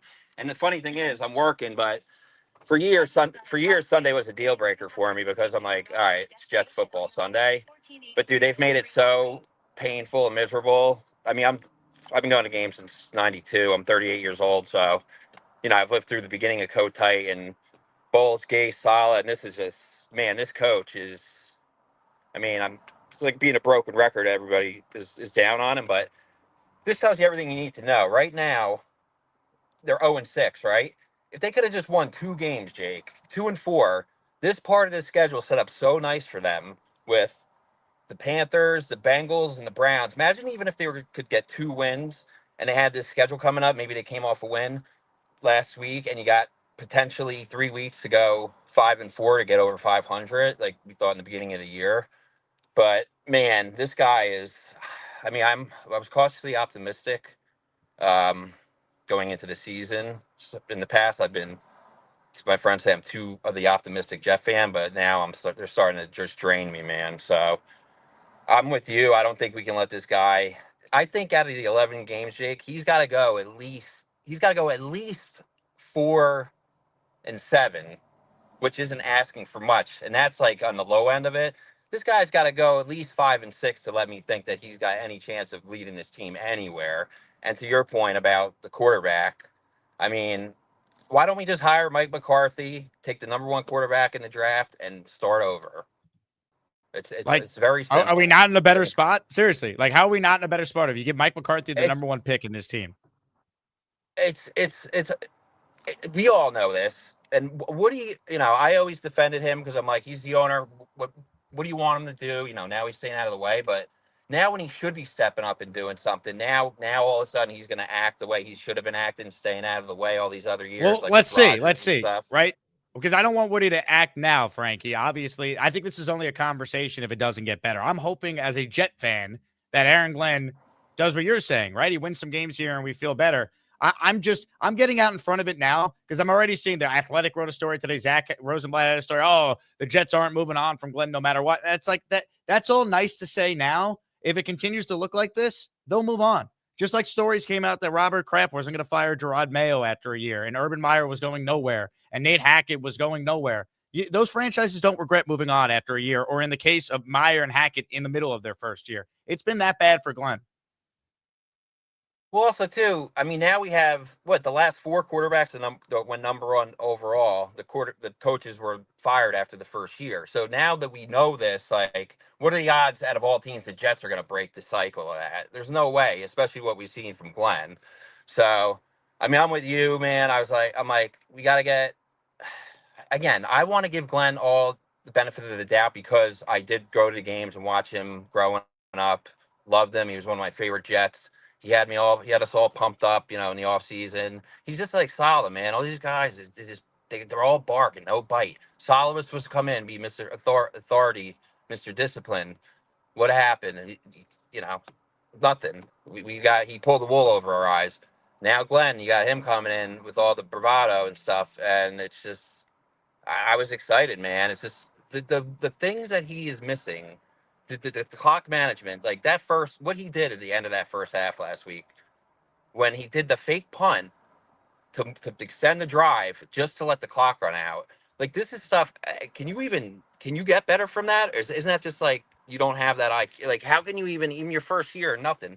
How can you let that happen? And then you look around the league, you look at like the Jaguars with Cohen in his first year, and like I mean, Lawrence is obviously better than Fields, but I think overall we got a way better roster than Jacksonville. I mean, maybe I'm wrong, but like you see it all over the league, like these coaches coming in. We did it with Rex and Sanchez. I mean, now it's 15 years ago, but like the first year those 2 guys came, I mean, that was one of the best seasons we've ever seen as fans. So it's like There's a lot of examples. I don't want to hear the excuses about. Yeah, and I'm sick of him talking about Detroit this, Detroit that. Like, you're not Dan Campbell. Like, he's not Campbell. Like, I'm just sick of his like excuses and not holding accountability. I mean, yeah, he cut Gibson after week 1, and then that all of a sudden accountability after he did that's out the window now. He is in over his head. Everything you're saying too. Sorry, I'm getting this all out because this is all these things I thought were gonna change, and it's just frustrating, man. But I think he's just in over his head, like you said, because based off these little simple mistakes that he's making, I think you either have that or you don't. And I just think, I just don't think he has it. I think he's like Saleh. He'll be a great coordinator again. Saleh's got the Niners D playing good, but these guys just can't. We need someone with experience, like you've been saying, Jake. So I'll let you respond to that, man. Thanks for taking my call. And I hope I'm not going to be there Sunday. I'll be listening to Bob with Shoes on the radio like I've been the last 3 weeks. But I'm praying for you guys. At least they could, do good for you guys maniacs and just get us on the board, man. This is just embarrassing every week. So that's the best part of the Jet experience, Frankie. Rashusen's great on the radio, honestly. Yeah.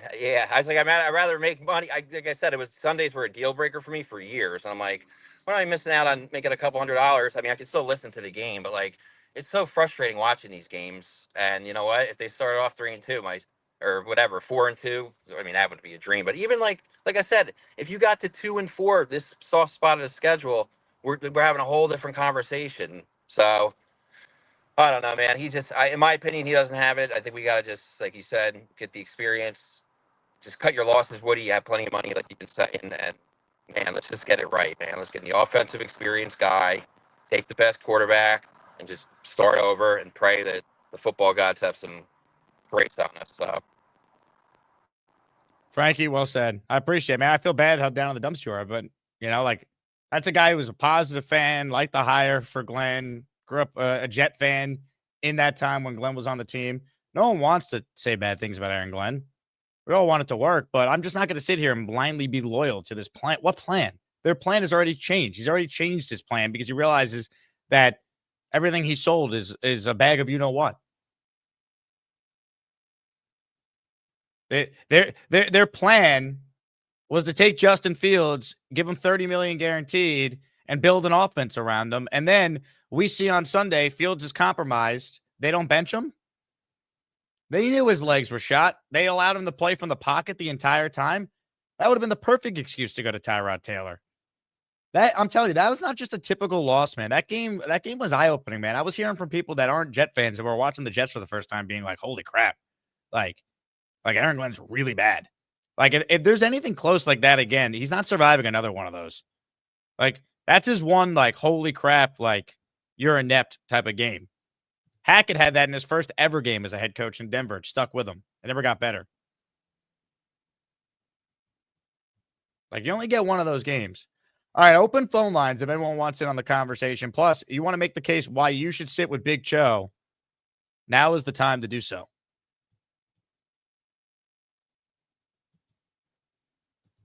Ladies and gentlemen, Super Chats. Kyle Clifton. He writes in, this effing guy, Glenn, sucks so far. That's right, sucks. If he's not comparing this poverty team to the Eagles or Lions, then he's comparing a failed experiment of a starting quarterback to NFL MVPs. Read the room, guy. Kyle, I agree. He's not doing himself any favors with this. He's not. What good is it to try and pick fights with the media, which he did earlier this week? What good is it to try and compare Fields to Lamar and Josh Allen and say, you guys don't talk about those guys? Yeah, because they're good. Come on. So, like, part of me is like, is he just defending his quarterback and taking it too far? Or does he actually believe this stuff? Because he took shots at the Steelers staff in the offseason. He took shots at the Bears staff when it came to Fields saying he was never coached right. And we're going to let him play quarterback and all that. And it's like, you're not letting him do anything. Because maybe he's just not capable of doing it. He's a backup, which is okay. But you have to admit that he's a backup. Or in that game Sunday, you pull him at any point in the second half. You could go back to Fields this week, which I would be advocating for. But Tyrod Taylor wins that game for you. You know what's interesting too, right? Normally, this is my 5th season doing this show every day. And there's like a pattern to the week if you're a longtime listener. Like, we're very heavy focused on the game that just occurred, Monday, Tuesday, probably parts of Wednesday. And then by the end of Wednesday, definitely all day Thursday, Friday, we flush whatever happened the previous week and we're looking ahead to the upcoming game. Since I have been doing this, this has been the first time that we've spent most of this week still talking about that game on Sunday because of how eye-openingly bad it was for the head coach in his first year. That wasn't just any typical loss. I'm sorry, it wasn't. I've been doing this long enough to know when, like, something's different. That was different. Jetstream, Super Chat in the raffle for 2. Thank you, Jetstream. I feel bad for Engstrand. Fields can't read a defense, and it shows. OC deserves some criticism for the lack of Brees Hall targets, but it's definitely tough. Look, Engstrand had a bad game, but, I mean, look, if guys are open and Justin Fields can't complete a forward pass, I think there's only so much you could do. He had a bad game, though. I don't want to defend Engstrand either. It's not just Glenn, but Glenn's the head coach. And ultimately, Glenn's the one who said that. And he's right about this, by the way, and which is why I liked hearing it over the summer. I'm like, here's a head coach that has a plan. Whether I agree or disagree with their decision to move on from Rodgers, they got a plan, right? He's an authoritative figure. He's going to hold guys accountable. He's going to get this team to be game plan specific based on their opponent. He's going to be a real strategist. He's saying what you want to hear from your coach. the last 4 minutes of each half, they belong to the head coach. He says everything right, and then it just never gets applied in the games. And now he has not changed that attitude with some of these interactions with the press, and he looks stupid for that. He doesn't help them. Like, my advice to Aaron Glenn would be stop being so combative. Just win games, man. And have a plan. Don't run a fake punt on your side of the field, then to run out the clock a couple plays later. Have a plan. Are you going to be aggressive or not? Dan Campbell was always aggressive, even when they were not winning. Right? Go back and look. When they were a 3-win team, he was still going for it on fourth down. He didn't change who he was. I showed you guys examples where Glenn, in some games, was aggressive. Other games, he wasn't. He hasn't been consistent with his coaching.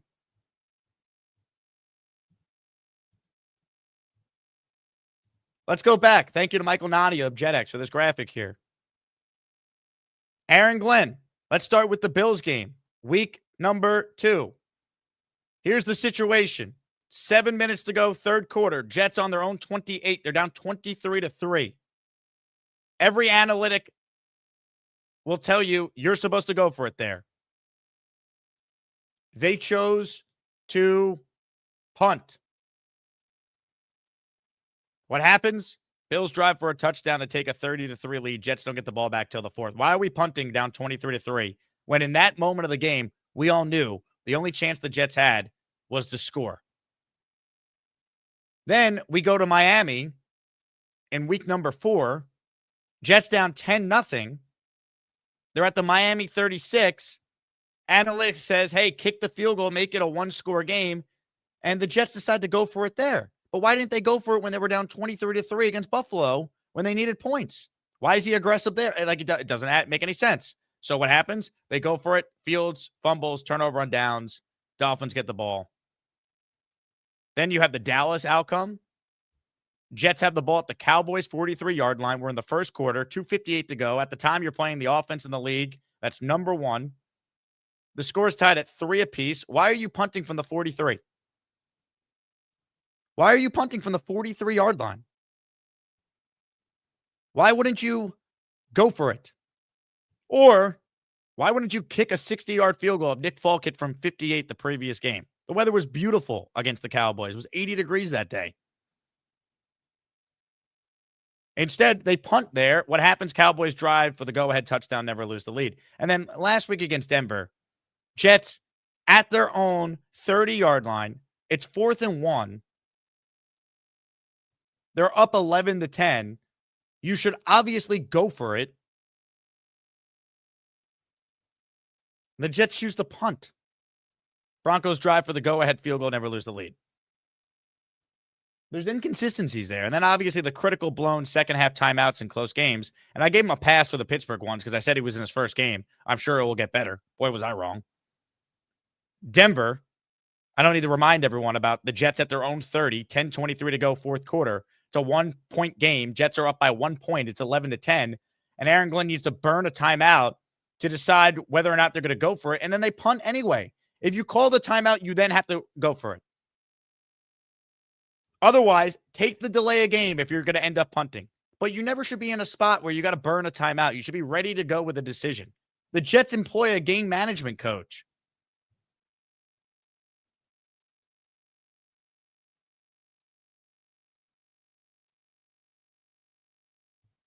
I don't get it.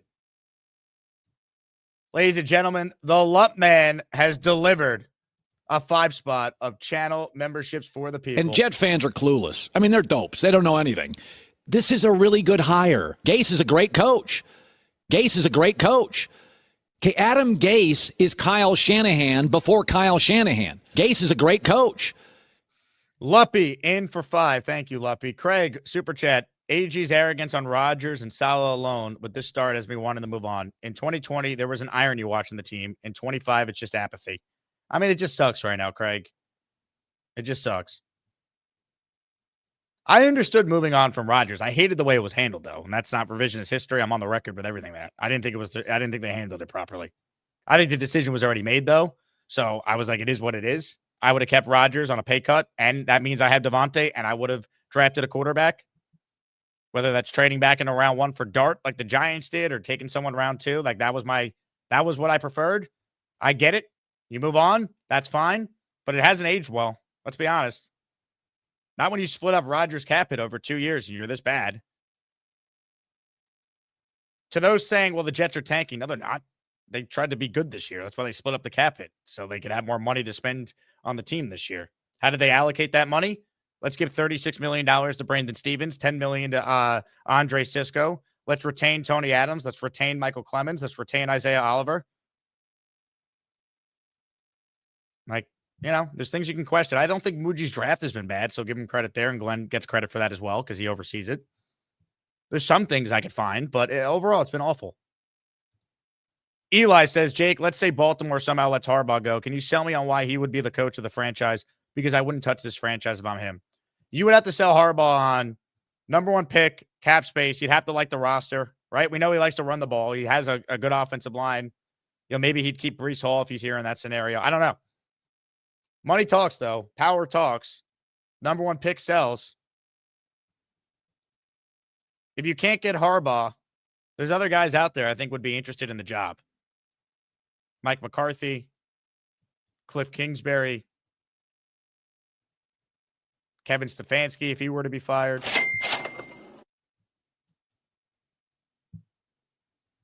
Tough. All right, more of your calls. If you want to sit with Big Cho at the game Sunday, speak now or forever hold your peace. We have secured the extra ticket. Thank you to Frank and Spencer Green for that.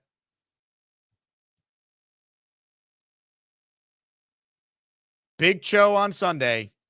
You could sit next to that man. But you got to call in and state your case. Ladies and gentlemen, Indy Jets is next. Hello, Indy. Long time no see, Jake. Good to see you. I miss you, Indy. I hope you're doing well. Could be better, but hey, we're gonna make it. Look, what is the reason why Buffalo have lost the last 2 games? What is the reason why they've lost the last 2 games? Exactly. Josh Allen. Why have they lost? Josh Allen has been holding on to the ball too long. He's taking sacks and he's fumbling the ball. And so what AG was saying was, y'all are asking me this question, but when Buffalo's just loses back-to-back games and Josh Allen played as probably a bad game last week as he's probably had in his career, nobody asks him that. And so what he was saying was nobody's comparing Fields to say Fields is an MVP. They're saying, look, we know Fields is holding on to the ball too long. We see it in practice. We see it in the game.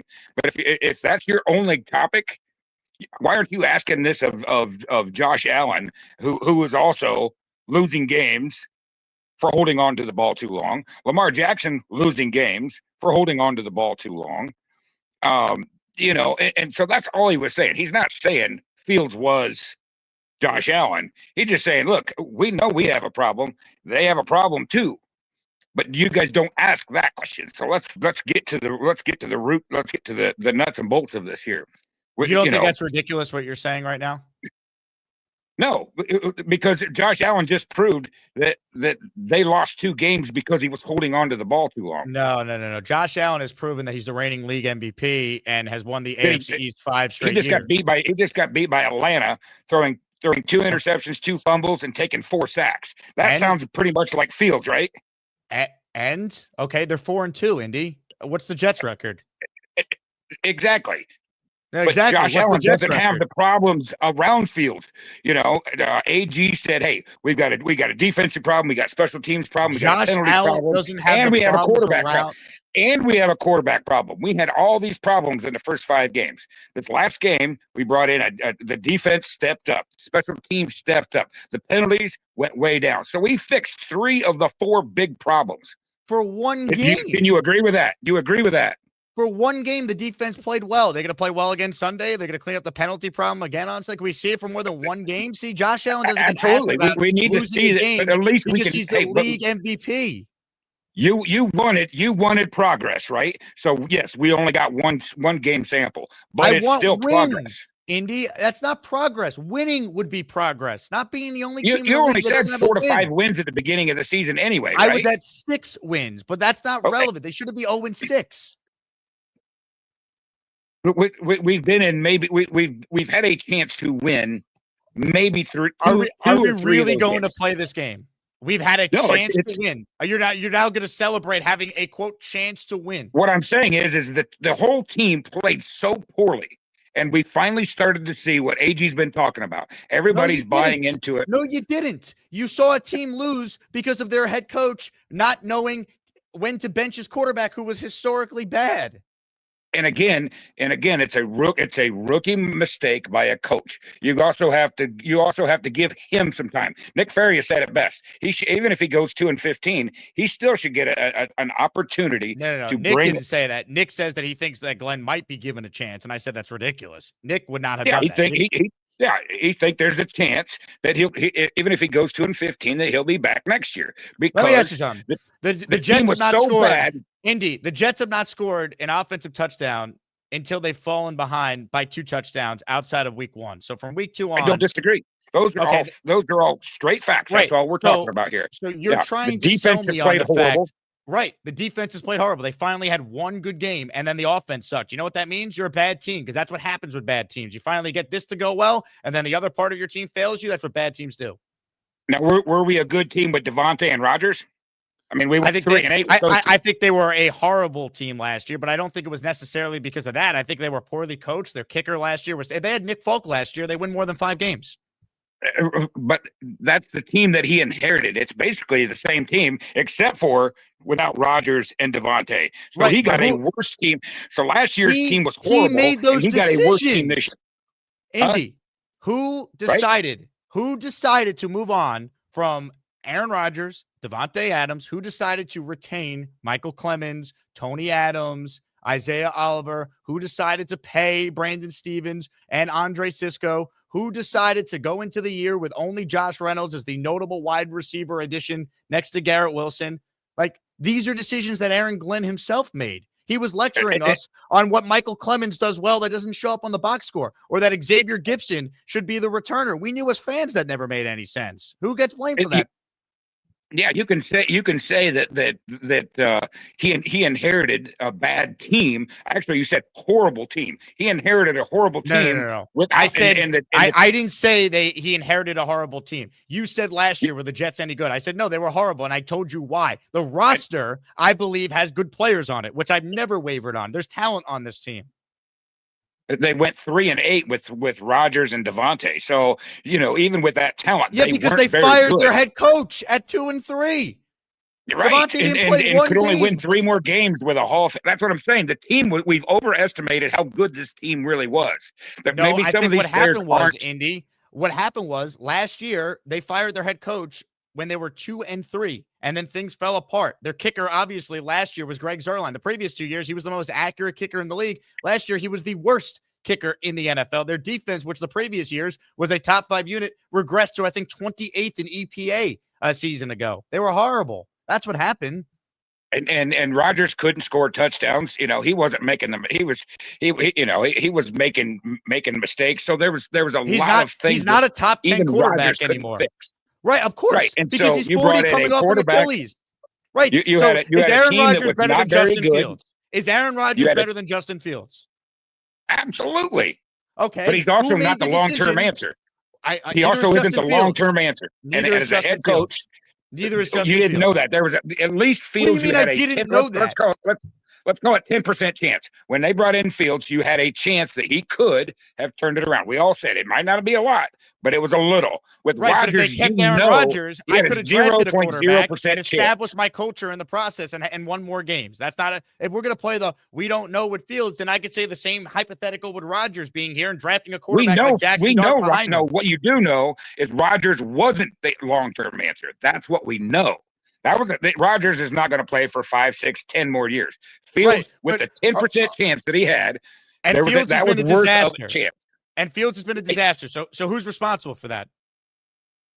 It was worth the chance. It was just like it was worth the chance to bring in Rodgers 2 years ago. It didn't work. Okay. It was worth the chance. That's fine. You still have to take the chance. Right. That's okay. So that's fine. But my point to you is this: as you're saying all these things, right? You're not blaming the head coach for anything. You're acting like that's not true. I'm saying you said there's it's improvement. not just the head coach, or it's not just Fields. Do you think this And team the head is well coach- coached right now? Do you think this team is well coached? I think they are bought in, and they're making the coaching is making some changes. They've now started Malachi Moore, and so they've seen that. You've started to see the communication on the defense improve. Lo and behold, the defense has gotten better. The special teams, the communication. The defense played one good game. What do you mean the defense has gotten better? They played one good game That's so what far. you expect. That's what you expect so far, and then we go into this game and continue to build. Now, if you go back, what is building? So if they lose 17-16, you're celebrating this? I'm not celebrating a loss. It sounds like you are. You're just saying they continue to improve. They're the only team in the league that doesn't have a win. What are you talking about? Yeah, they're only a team without a win, and Yeah. we didn't expect them to win. We didn't expect 12 wins this year. If we What get did you 4, expect? 5, 6 wins, No. and towards the end of the season, as you build, the team will get better. The team has gotten better. How many? Did you expect them to start 0-6, Indy? I actually thought maybe a 3-5, but the team has got. I didn't expect the worst part of the 5 games was the defense. Nobody would have predicted the worst part of all 3 phases of the game through the first 5 was our defense. And here's the problem: by far worse than anything Fields ever did. Right? Yeah, Would you not agree? Absolutely, Indy. But here's the problem. Yeah, so with the strength of our team was actually the worst part of our team for 5 games. Yeah. Nobody would have predicted that. Yeah, but that's the whole point. Why Glenn's not doing a good job. Aaron Glenn's a defensive guy who hired Steve Wilkes. And he's starting to see Tony Adams probably may never see the field the rest of the season. I sure as hell hope not. They kept Tony Right, Adams, chose to do it, and the defense has played well for 1 game. Indy, can you make this call in a couple weeks if they keep playing this well? Then I'll say, yeah, good job by Glenn. The defense is If they playing keep better. playing well, I'll be on here. But Michael, They're Clemens, not getting better though. Don't tell me they're But getting better. They're not getting better. The team hasn't won a game. They figured out a role for Michael Clemens is to put him right next to JJ. Now that JJ's back in, the role is Jermaine Johnson's healthy and Clemens doesn't have to play as many snaps. That's the role. Right, but when they move Clemens next to JJ and play Clemens inside, they can't double tank. And look, JJ got the sack, and Clemens was right there too because they can't. So he has a role. So I'm not saying Clemens is a Hall of Famer or anything like that, but the depth behind him is so bad that Clemens is the best guy. That's how bad the roster he got. Right? I mean, if Clemens is still on the team, and he's the number 3 guy, that tells you how bad the guys below him are. Okay, Indy, you are aware that Aaron Glenn chose to retain Michael Clemens. They operated this offseason. Did they sign any legitimate edge rusher depth? No. Did they sign Clowney? They did not. Did they sign Dante Fowler, who got like $5 million from the Cowboys and would have been perfect for that role? They did not. Did they, in the draft, trade up for Tyler Barron, who is so bad he's inactive on game day? Absolutely. There were some mistakes that were made. So acknowledge that. You're talking about how bad the team is. The team's not so bad. First off, Glenn has way more talent than Saleh ever did in his first year, and Saleh never started 0-6. Second off, to your point on like some of these issues, they're self-inflicted issues by the coach/GM. When Saleh inherited the team, the defense was still pretty good, right? Was it not? No, the defense sucked. And he had Saleh had some a good foundation that he built a solid defense. Whoa! You don't get no. Name me the foundation, Robert Saleh. Okay, I'm gonna let you finish. You name me the players on the 2021 Jets defense that were good foundational players. There's 2. Let's see if you can even get them. Was it not the Williams? No, one Quinnen Williams, right? They got Quincy, I think, in the middle of that year, and he wasn't that player yet. Right. So you had Quinnen. Yep. And JFM. Right. JFM was a waiver wire claim in the middle of that year. Okay. Continue. So he built a defense that then became a top 5, but it took him some time. Now let's do what Aaron Glenn inherited. You ready? He inherited 3 first-team All-Pros on all 3 levels of his defense. He inherited a 10.5 sack defensive end in Will McDonald. Jermaine Johnson was a Pro Bowl alternate. He's back this year and has been great when he's played. He also chose to pay Jamie and Sherwood, who until this past game has been very, very disappointing, to be kind. That was his decision. All right. He chose to pay Sauce. He's a legit first-team all-pro corner who's still having a very good year, even if he's not making plays on the ball.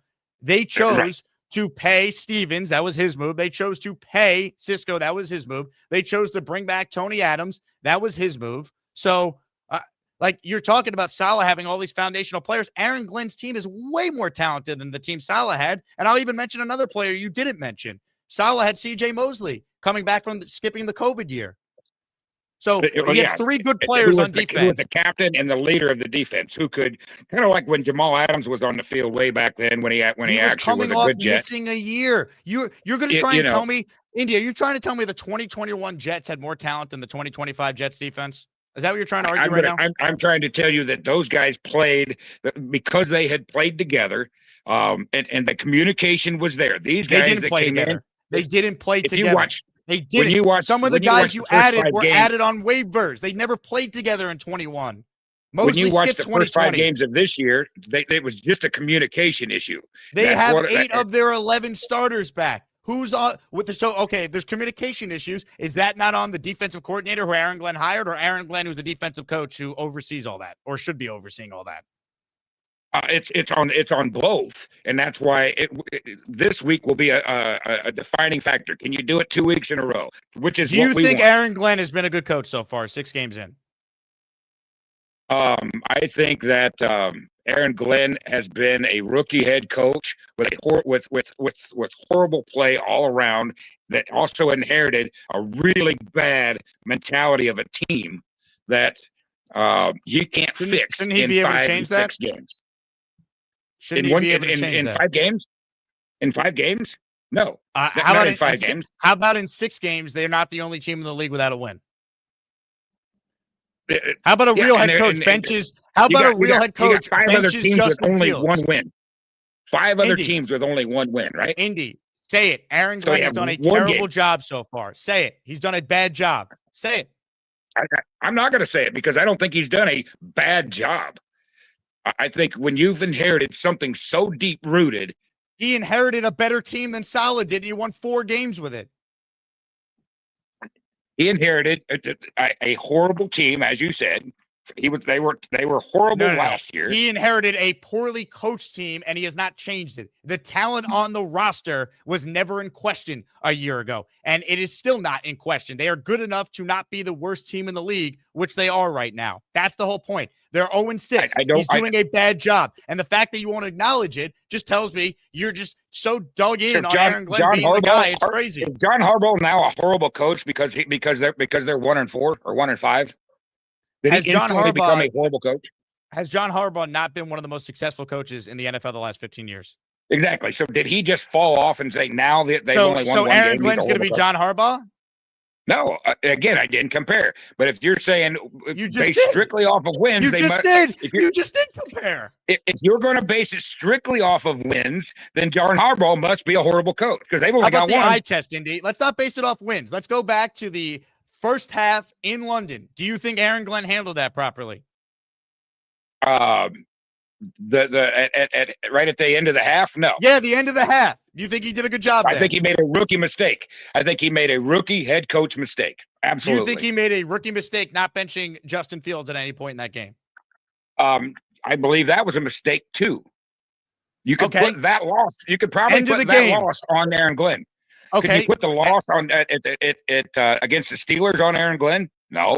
Now we're getting somewhere. Well, yeah, the Steelers was their only good performance this year, and the defense still sucked in that game. Oh, by the way, and Xavier Gibson being on the team cost him the game. Who made that decision? Oh, the head coach. You as a fan knew Xavier Gibson shouldn't be on the team. You wouldn't have had him out there. You were in Tampa.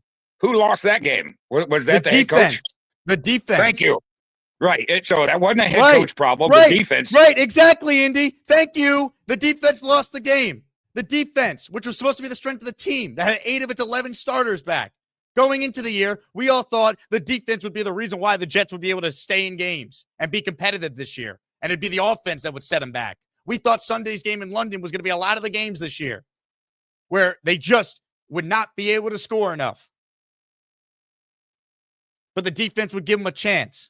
And that has been everything but. They are the garbage time kings outside of this past game. Indy, they have not scored a touchdown from week 2 on until they've fallen behind by at least 2 touchdowns. They don't have a first half touchdown since week 1. It's amazing. He's trying to defend Aaron Glenn by blaming the defense for the Jets being bad. Yes, exactly.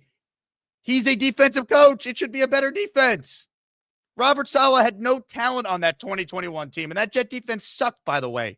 They were 32nd in points allowed. They were 30th in passing yards, and they allowed 140.4 rushing yards per game. They were horrific.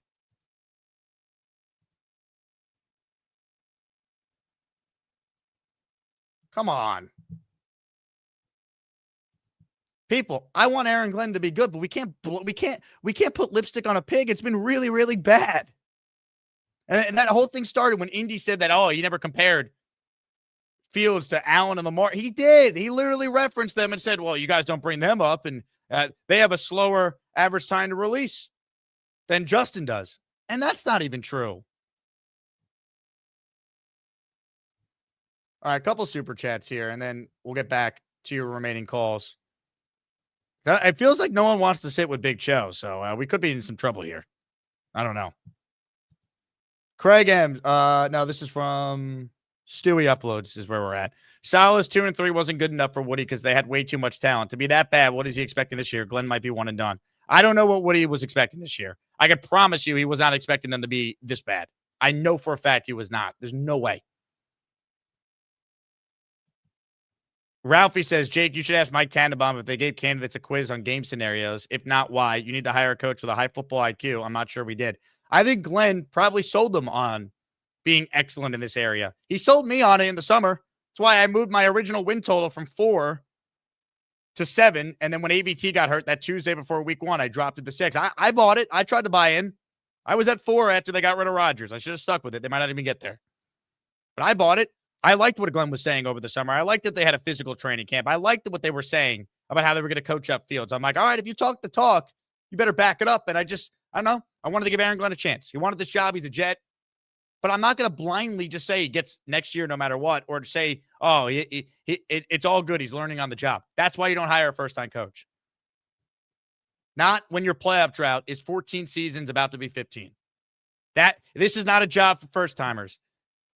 I don't know how many times I got to say it. I've only been saying it since, late November, early December, whenever this clip was. And I'll tell you right now, if you bring in a first-time coordinator, you can write it down. He'll be walking out the door again in 3 years. Couldn't agree more. This job, no matter who they hire, is not a job for first-timers. You have to bring in someone that has already been successful in the league. I mean, do the same thing over and over again and expect a different result. See, the Yankees do it with Boone and Cashman, but at least they get to the playoffs. The Jets can't even sniff an 8-win season.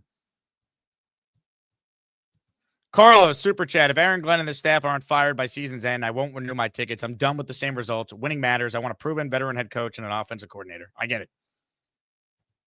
I'm never going to tell a fan how to fan, but I don't blame anyone who's not renewing. We read that great letter from Brian in Martinsville to his ticket rep yesterday, and I think he speaks for a lot of how the season ticket holders are feeling. Thank you for the super chat, Carlos. Nick Shine writes in, Andy, do you know why our beat doesn't ask questions about Josh Allen and Lamar Jackson? Because they don't cover that team. Yeah, well, it's not even that, Nick. They don't ask questions to Aaron Glenn about those guys because there's nothing to compare it to. Josh Allen has won the division 5 years in a row. He's been an all-pro quarterback. Lamar Jackson's won 2 MVPs. Spencer, who's an Aaron Glenn truther, says, preach to these boys, Indy, of course.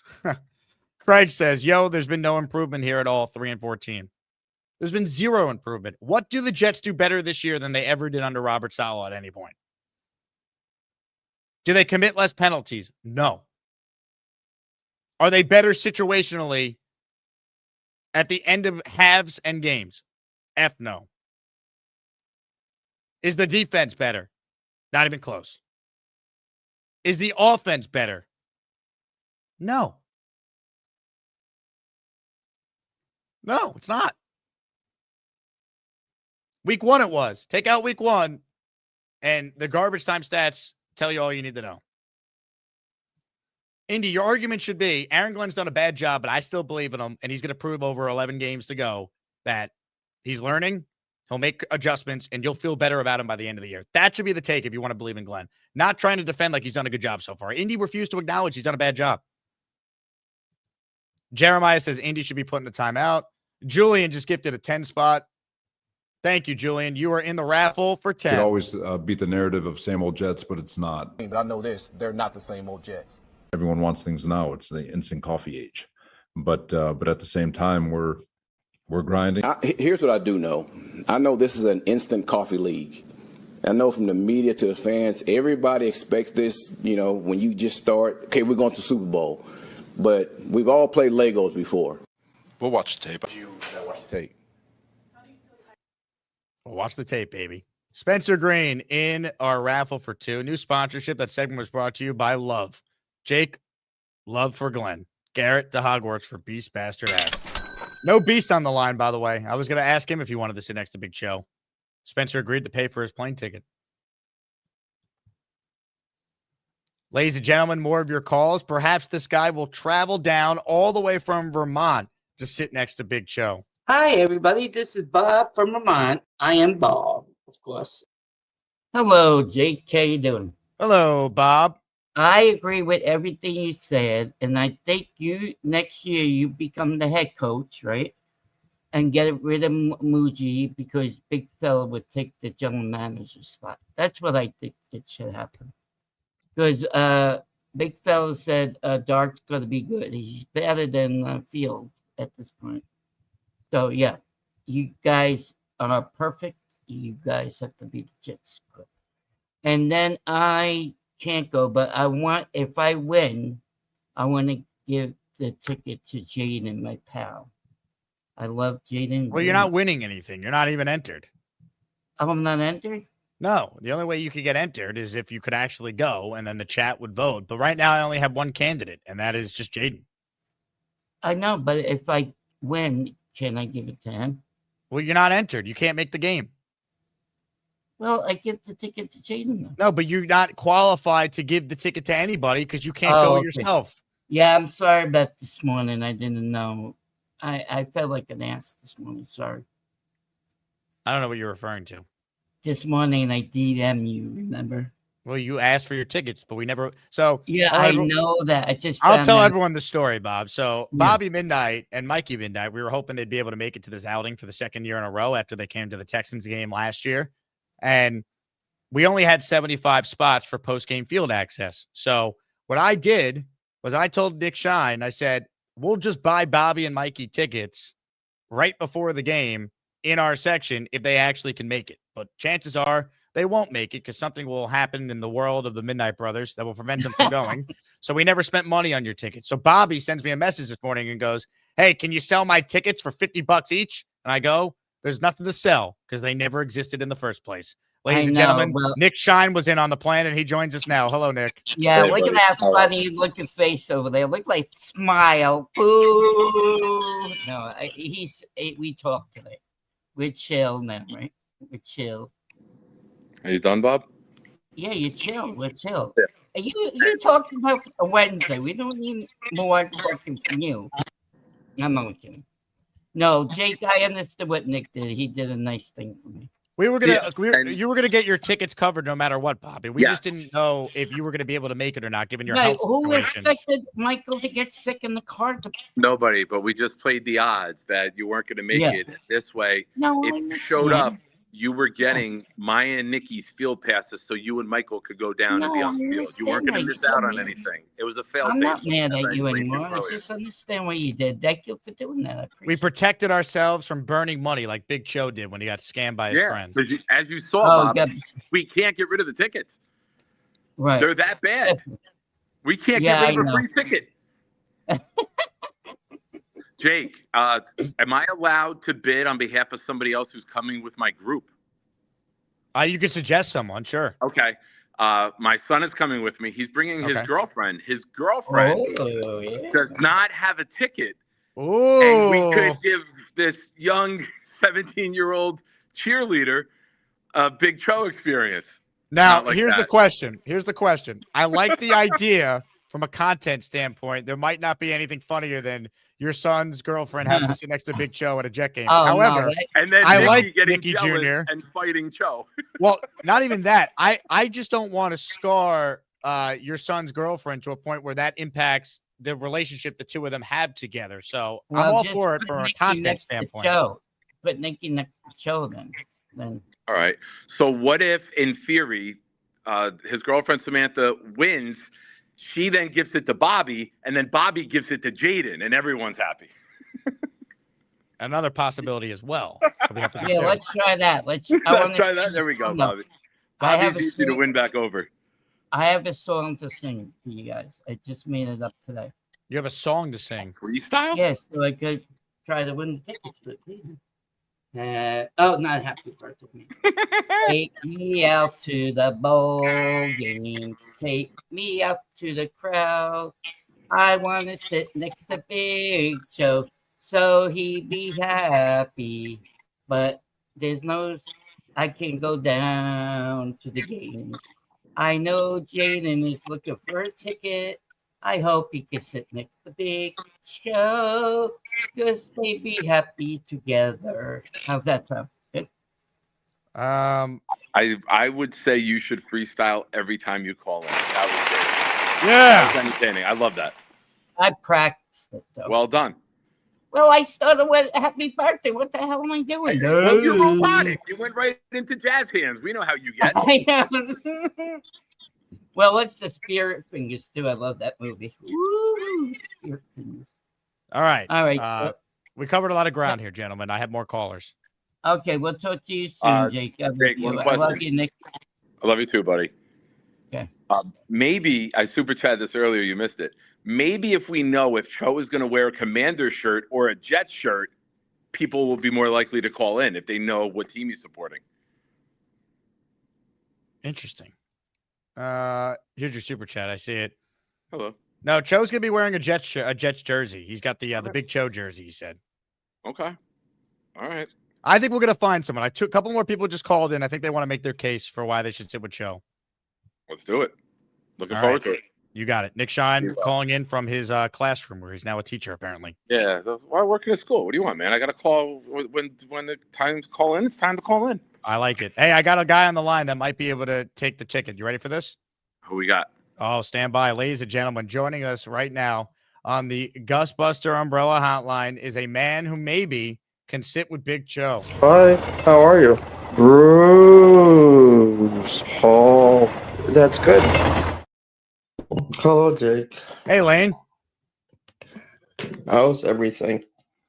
Not good, Lane. Not good. The Jets stink.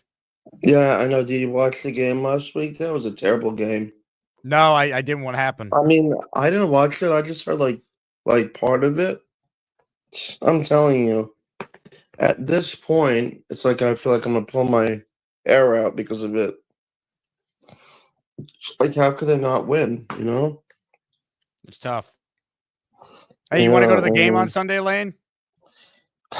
I'm busy. Are you? I'm gonna watch it on Sunday. You don't want to sit next to Big Cho? No. No. Yeah, I mean, and like, honestly, it's week 7 already. It's amazing. I think that, you start like Fields, like Justin Fields and stuff. You see how he does. If he doesn't do good, you pull him out at the second half. Who would you put in? Well, I mean, Gibson's not available. You So want if to start don't Xavier put in Gibson at quarterback? Fields. Then you take out Fields, and then you put in like Sauce Gardner to start the second half, You or want to start maybe Sauce Gardner at quarterback? Sauce Gardner would be good because then you have him play.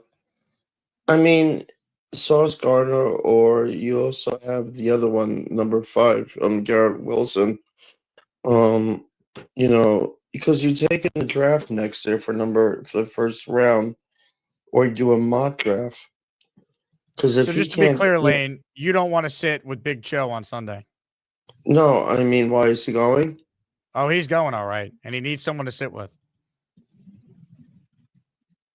It's not a nice cardboard cutout of him. It looks just like him. It is him. Yeah, yeah. I mean, like, how am I feeling? I'm feeling okay. Like, I'm just really looking. Then you have the Giants also. So That's let's right. see how they do. You think they'll go to the playoffs this year or not? I don't. Why? Just a feeling I have. So how was Seth Chris doing good? How's what? Seth Chris. What are you asking? I mean, how was you know the guy that calls him sometimes? That's the Seth. Link, it's tough to hear you when you clearly have food in your mouth. Seth Chris. The guy that calls in. Uncle Chris? I'm talking to Jake. I'm talking to Jake Asman. Oh, it's your mom on the phone. She wants to say hi. Hi, Seth Mrs. Plane Chris. Train. Do you know? Sometimes he calls in. He talks. Chef Chris? Yeah, that's my. No, I'm Seth Chris. You mean Chef Kevin? Yes, Seth Kevin. Is he doing good? I don't think he's ever been better. Wish he can come on. It'd be nice. Lane, you have a good weekend, all right? Yeah, and thank you for taking my call. Anytime, buddy. Hi. Sorry, everybody. See you next call when we talk about sports again. Tremendous. All right. How do we follow that one up? The Lup Man is next. Hello, Lup. Hey, dude, I speak Lane. It takes a couple of Bud Lights, but then I understand what he's saying. Luppy, wait, I forget. Are you going to this game Sunday? You already bought I a am ticket. going to this game. If it wasn't, I'd be like this, trying to get the show ticket. That's right. That's right. Yeah. All right. Well, did you buy just one ticket, or you have someone else you're taking? Two, me and my brother are going. Okay, Me you and my and your brother are going. All right. He's gonna experience the As Maniacs. Can't wait. He's a big diehard Jet fan too. You're gonna love him. It's like getting close to Halloween. I could see that Indy is putting his Gary suit on there with you. I was kind of a little it reminded me of a Gary call so much. It was crazy. Dude, Indy's call was like, the famous saying, other than that, Mrs. Lincoln, how was the play? Like, good Lord, dude. It's okay to be critical of your team. They don't We deserve love the Indy optimism. too. We love Indy too, but just something was a little off on that, Like he was I don't know, like I said, he had Gary pills in him, so maybe he's on the butter diet or something. I don't know. So I just Glenn's just got to be quiet. There's two things that they did in the offseason I thought were good moves was, extend Garrett and sign Nick Falk. And then we don't throw to Garrett. We don't throw the ball at all. And then we don't let Nick kick. I mean, what are we doing? I mean, I think that he needs to just be quiet. Glenn needs a little bit more humble. I mean, he acts like he wants to be a rock star. He tries to be a rock star. But when it comes time to rock out, he can't find this guitar. That's what I think. You know what I'm saying? He just talks a big game. And then when it comes time to it, nothing happens. I think this week, though, he was this week he was trying to be on the defensive side of the ball more. I think that's why the defense was better, which got him away from in-game coaching. And I think that's what he did wrong. I think he's running around putting out fires instead of having a plan and a plan of attack. So obviously, I think Wilkes is still not good. I think he carried him that last game, but he needs to be the head coach and he needs to step it up right now. I'm going to be there. I can't wait to meet everybody, who I haven't met and the people I have met. I'm a little psyched. I'm very psyched about this week. They better win. They better pull out a win. Glenn better figure something out. He just got to stop talking so much. He's just got to be a little bit more humble in his press conferences because I'm sick of hearing him. I mean, I'm not even going to watch him anymore. I really am. When you play him back, I think I'm going to put it on mute, Jake. It's just show results. Let's show some results. Just win games, man. I mean, and like the other thing is too, right? Oh, like, let's see what the record ends up being. Their wins can't come the last couple games of the year. There needs to be real improvement now. Like when you're playing the Panthers at home, when you're playing the Bengals next week, when you play Cleveland after your bye week, when you play teams in your weight class, like these are the games you should win. The Jets are not a big underdog on Sunday. They're only a half-point underdog in this game. They were a big underdog against Denver. Okay, fine. They were a touchdown underdog, but Dallas, they closed as a favorite. Miami, they were a slight underdog. Like, these are the games you have to win. This is where you show improvement if you are going to show something. Not winning 2 of your last 3 when you play a bad Saints team late in the year and you beat the Bills resting their starters to get your final 2 wins of the year to finish 3-14. That's not good enough. Exactly, and that's not showing you anything. And if you want to show that you're a good coach, you win now. You don't win later. You got to show something. He's got to have some sort of a signature win with these people. And if he doesn't, he's not the coach. And if he wins 2 at the end, I'd be more pissed than if he didn't win the rest at the end. It's like, what are you doing? At that point, everyone's rooting for losses. Like, win games now before the entire fan base is rooting for the tank. Exactly. Put the young guys in, if at that point, see what you got is your roster if you really want to build. But you got to win now. You got to win now. And Glenn's he's just, like I said, he wants to be heard all the time. I don't get it. He's running around putting out fires. He doesn't have the right coaching. This is exactly what we feared, Jake. Not hiring a coach that has experience. This is a city, a team that really, really needs somebody with experience, and we can't learn on the job in this place. No, you can't. And that's what he's doing, and that's what we're witnessing. Luppy, see you on Sunday. I can't wait. See you. Can't wait either. Jets, Jets. I'm gonna do my silly dance, cause we're built like shit. What kind of a question is that? We have the moral victories. My team has no wins. No wins. Gator, my God. He just sent me that. I didn't hear it beforehand. Oh, my God. God. We don't laugh. We're going to cry, man. I hate rooting for this team so much. We all deserve. That was great, though. We all deserve so much more. Oh, that was funny. I wasn't expecting that. All right, Bowling Jet is on the line. Bowling Jet, do you have a Jet take, or do you want to sit with Big Joe? Wait, is this Peter Pins? Yes, it is. You're going by Bowling Jet now? It's multiple usernames, You're Peter Pins. Let's stop this. All right, I'm Peter Pins. All right, Peter Pins. I know you reached out on Discord.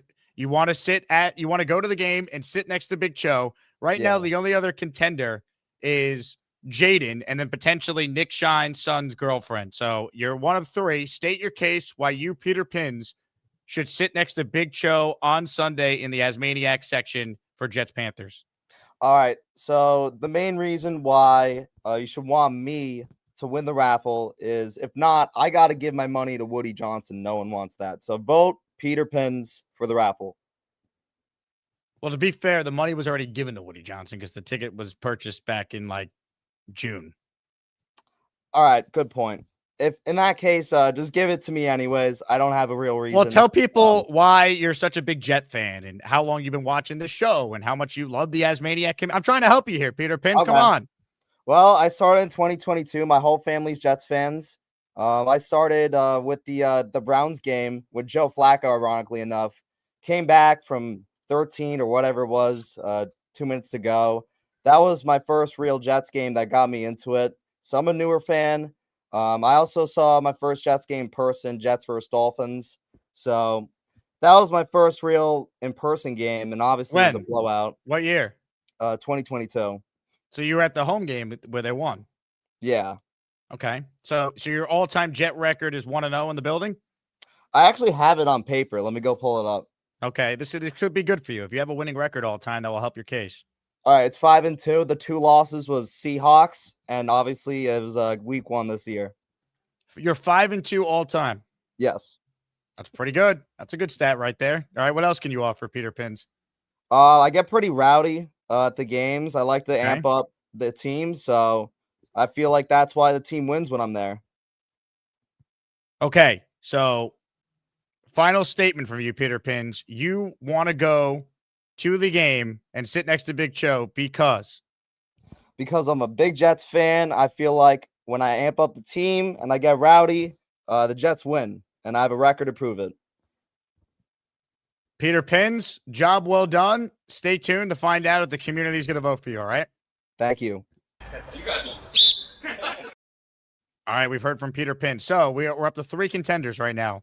Jaden, Nick Shine's son's girlfriend, and Peter Pins. Last chance to get in and make your case, and then we're going to run it up the poll, do the raffle for a Jets jersey, and wrap up our shows for the week. Ladies and gentlemen, before we bring on this next caller, let's reset. Because last week at this time, he called in and produced one of the more epic phone calls you'll ever see. I'm just like moving and grooving. Get your football. Oh, man, Let's Jake. work on ball security. We cannot have any fumbles. Ball security, Jake. Yep. Secure your balls. This is the ball. If you hold it like that, it's going to get knocked out. Protect it. Like this. High and tight. Yep. So this is my football right here going in the toilet. What? No. Ball ball security, man. High and tight. That's why we keep losing. The whole point of this exercise is to manifest change. We're trying to get a win. Scatterboo time. Giants it's not scatterboo time. You just put the ball in the toilet. Flush your toilet. Let's go. Is it going? It's not. Is it going down? Oh, damn it! Smell that toilet water? Oh, good God, man! I'll tell you what. If the Jets do win, Sean, you're calling in every week and you're putting the football right back in the toilet. Sean, it didn't work, but they did recover a fumble, though. But they didn't get a win. How are we feeling a week after that? I felt good about the fumble, actually. The toilet toilet thing, I knew they were going to fuck it up. It's almost like I'm not a psychic at all by any means, but I almost felt like they were going to fuck it up in the end. And this is what happened. So I put the, football in the toilet. So, but honestly, I thought that they were going to win the Bucs game, and they came this close, man, this close to it. This game, I don't know. I'm kind of like on the fence about it. Now, Sean, let me ask you something. Where are you based out of? I'm based out of Maine, Bangor, Maine. Are you able to drive down to East Rutherford, New Jersey for the game Sunday? No, I don't have the access to right now. I mean, I'm working and I don't, I have a schedule to be. I was going to say, you'd have my vote to sit next to Big Cho. You guys would be electric on Sunday. Yeah, I was thinking about the cruise, man. The Jets, cruise. And I'm thinking maybe if they win 4 games, might, but I don't know. But because that's a big, I was gonna bring my brother, my girlfriend to it. So I don't know. Anyway, Jake, I wanted to turn this frown upside down and be like, Jake, we're gonna win this game. I have an initial thought in my mind that we're gonna win this game. You know why? Because Glenn is on the fence, right? And he's gonna be like, listen, guys, this is crucial that you win this game. Not that he wasn't crucial before, but he's gonna be like, this is my job, this is my reputation. And he's been cursed out by the media, everybody's saying he sucks. So as a head coach. So I'm thinking maybe he's really desperate to turn it around. So, Jake, I was gonna say, if we lose the next game, it was versus the Panthers, right? If we lose this game, I'm burning the yearbook on air on your show.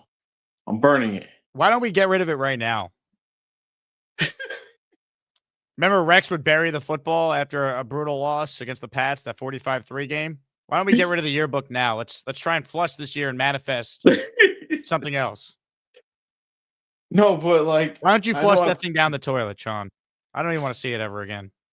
After 0-7, I'm gonna burn it. You just get rid of it now. Burn it right now. You want me to burn it online right now? Burn something. All right, no, I can't burn. I don't have the utensils right now. I don't have the lighter fluid. Yeah, but put that in the oven then. Yeah, okay. My girlfriend will kill me. But what else, Jake? I can't do fumble rolls today. Well, we recovered a fumble. We've yet to catch an interception. I know. I remember watching the game thinking that worked. Hey, get a football. Last week we couldn't complete a forward pass. Let's see if you can manifest maybe catching a forward pass this week, Sean. Yeah, Justin Fields could be like, okay, yeah, maybe we can actually catch catch Throw it. the ball in the air pass. like that, and then move forward slightly and catch it, and that will manifest a forward pass. So All go ahead right, and do that, and then let's do take a step this. forward. All right. Okay, I got the football ready. All right. Hey, you may want to lean your phone up against something so we can see you. That way we can actually see Okay. the forward pass. Here's Yep. the football. Yep. Right here. All right. I'm gonna toss it. And then All move right. forward for a forward pass. We struggled with that last week. All right. Here we go. Yep. Tossing it. Okay. There you Got go. it, man. No? Okay. It's not good enough. No, keep going. Keep going. We need more than one completion. All right. Here we go. Got it. That was like, like maybe 5 feet. I don't have a lot of space, Jake. I live in a small apartment complex. Now, have you thought about working on maybe crossing the pylon, something the Jets didn't do last week to score a touchdown? You know what's this bullshit, Jake? Is I want a scatterboo. I want to fucking. We need football players. It's like I don't know what scouts we're dealing with. What scouts like pick out players. It's almost like they're almost picking out like more pleasurable players. Like politically correct players. Hey, Sean, why don't we do this, right? You're talking about scatterboo. We know the Jets are going to run basically like the Navy offense with the amount of times they're going to run the ball. Why don't you take a handoff and then dive on your bed so we could try and manifest, a Jet ground game scoring a touchdown? Because we didn't score a touchdown last week. Beach breaker thing? All right. Yeah, but he always does the Garrett Wilson, like on his fat ass, like jumping backwards. I need you to jump forward, like halfback dive. QB power if it's Fields. All right, here we go. I don't have a sheet on my bed right now. I just washed it. All right. All right, here we go. Yep. Hold that ball high and tight, though. No fumbles. All right. Look at this Michael Myers. All right, I gotta get all that out of here. All right. So this is my bed right here. I got a mattress. All right, I'm gonna toss this ball and I'm gonna catch it in midair. Now take the handoff. All right. Little halfback power here. Okay. All right, handoff. All right. Yep. Here's the football. Handoff would be from Fields, right? All right. Fields to Brees. All right, here we go.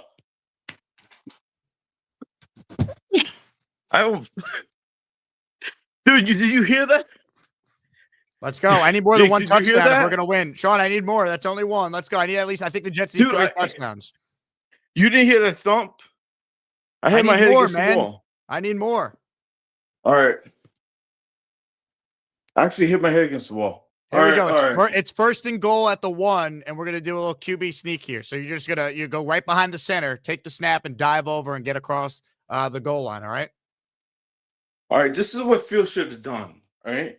He should have been in the pocket with confidence and security, and he should have been like this. Hut.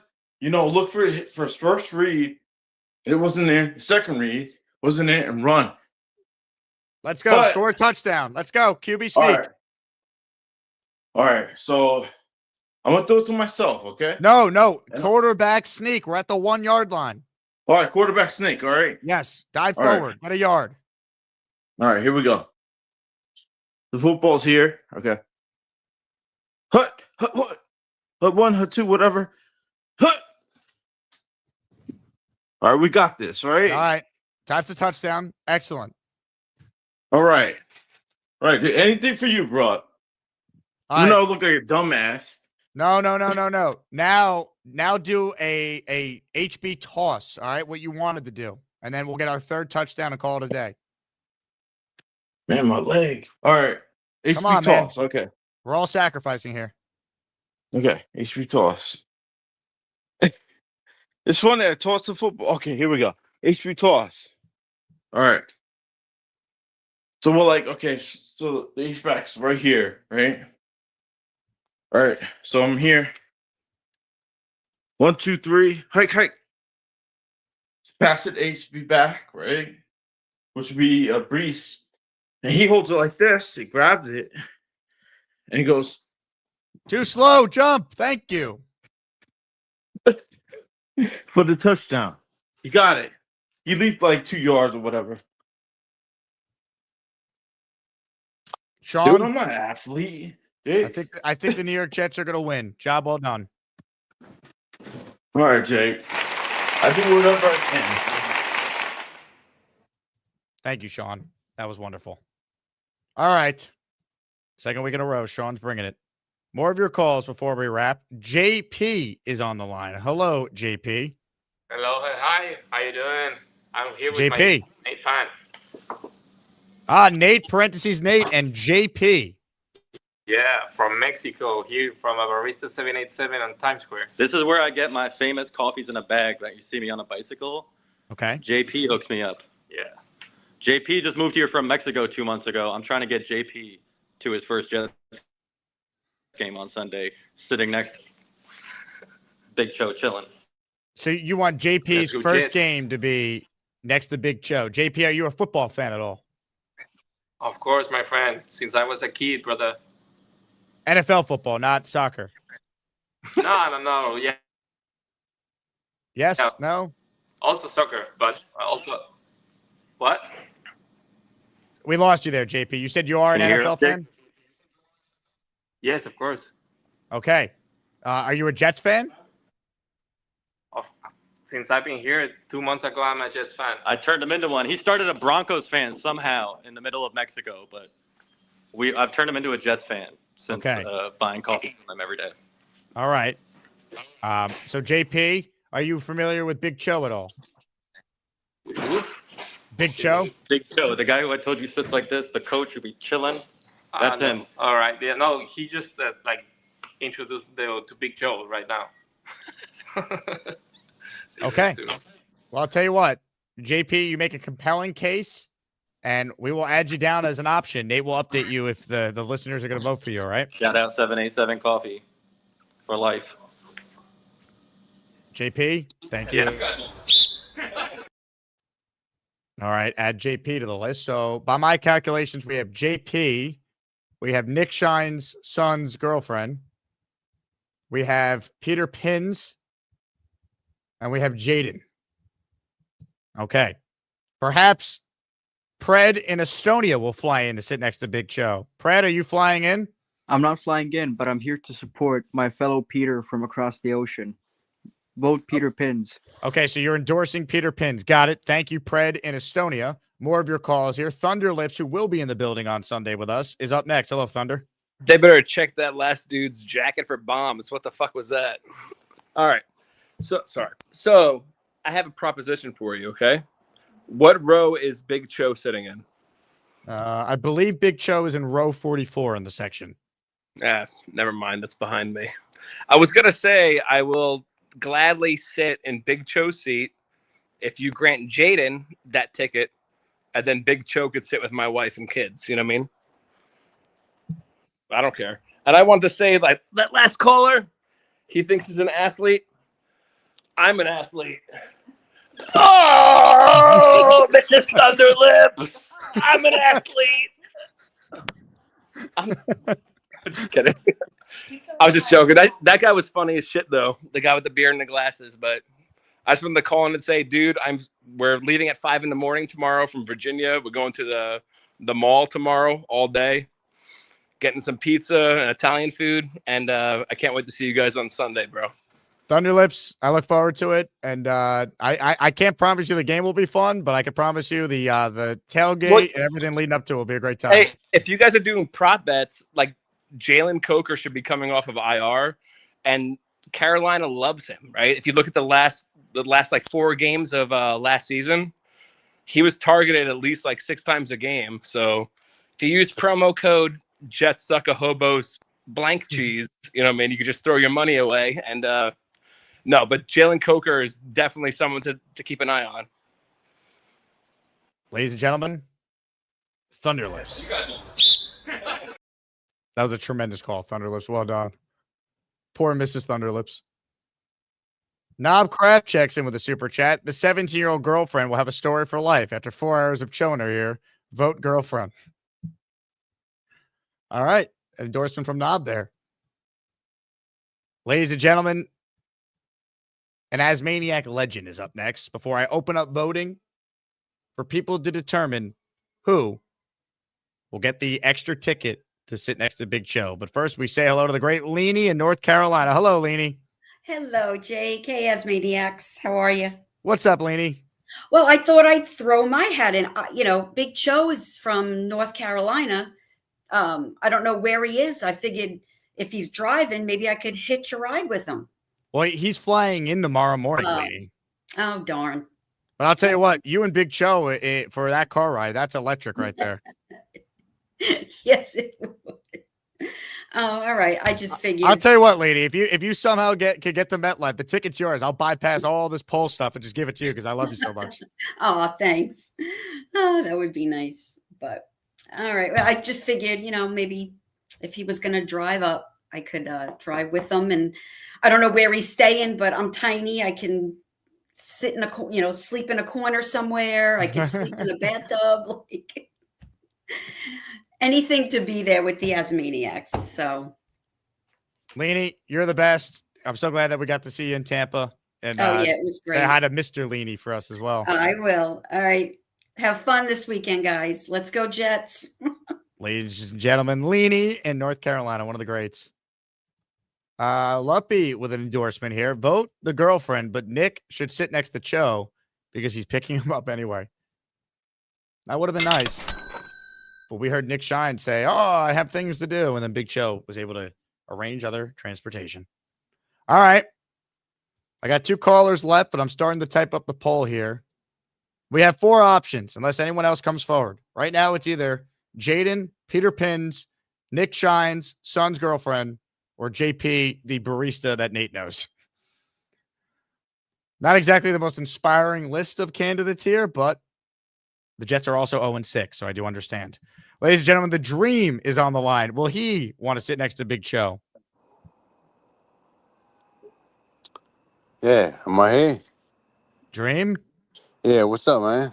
Oh, dude, I was, let me get some light in here, right? My favorite part of Wednesday's show was, yeah, there we go. There's some light. Was the Max and Cho negotiation. I was listening to that in the shower after I got off work, right? And I was like, oh my God, this is great broadcasting, Jake. I mean, wow. Like, and then I was thinking to myself, I was like, these 2 guys, Jake or Max and Cho, should probably be involved with the Nick Shine's son's car negotiation. That's not. You get the best price, Jake? Dream? Jake? Do you Dream? agree? No? Dream? Thoughts? Yeah? Yeah? Have you thought about putting on some light? Well, yeah. Well, if I go in, I got these 2 pit bull dogs on the other side of a fence. If I open the door, my pit bull runs out, and they're barking at each other. If I go in, I don't know. Here's, what do you think for the game? Oh, Right now, you're more of a nightmare than a dream. We can't see you. we got the blue light. All right, hold on. We go out on the other side of the house. Not you, right? Because I have this issue, right? If he's not going to bark inside the house, then all right, yeah, all right, he's good. He's good now. All right, you see me? Oh, I see you, Dream. All right, now he's barking again. So. Your glasses have never been better put together. Well, the only other pair I got, they have the same arm broken off. There we go. Yeah. All right, yeah. How much So, Sailor yeah. Jerry have you had today, Dream? Since 4, I got. Hold on. Since 4 p.m. I got off at 4 p.m.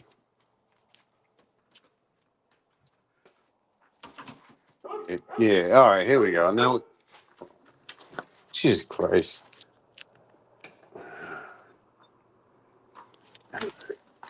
All right, now I'm out in front of the house. My door, you gotta. All right, I'm out in front of my house and standing in front of my garbage cans.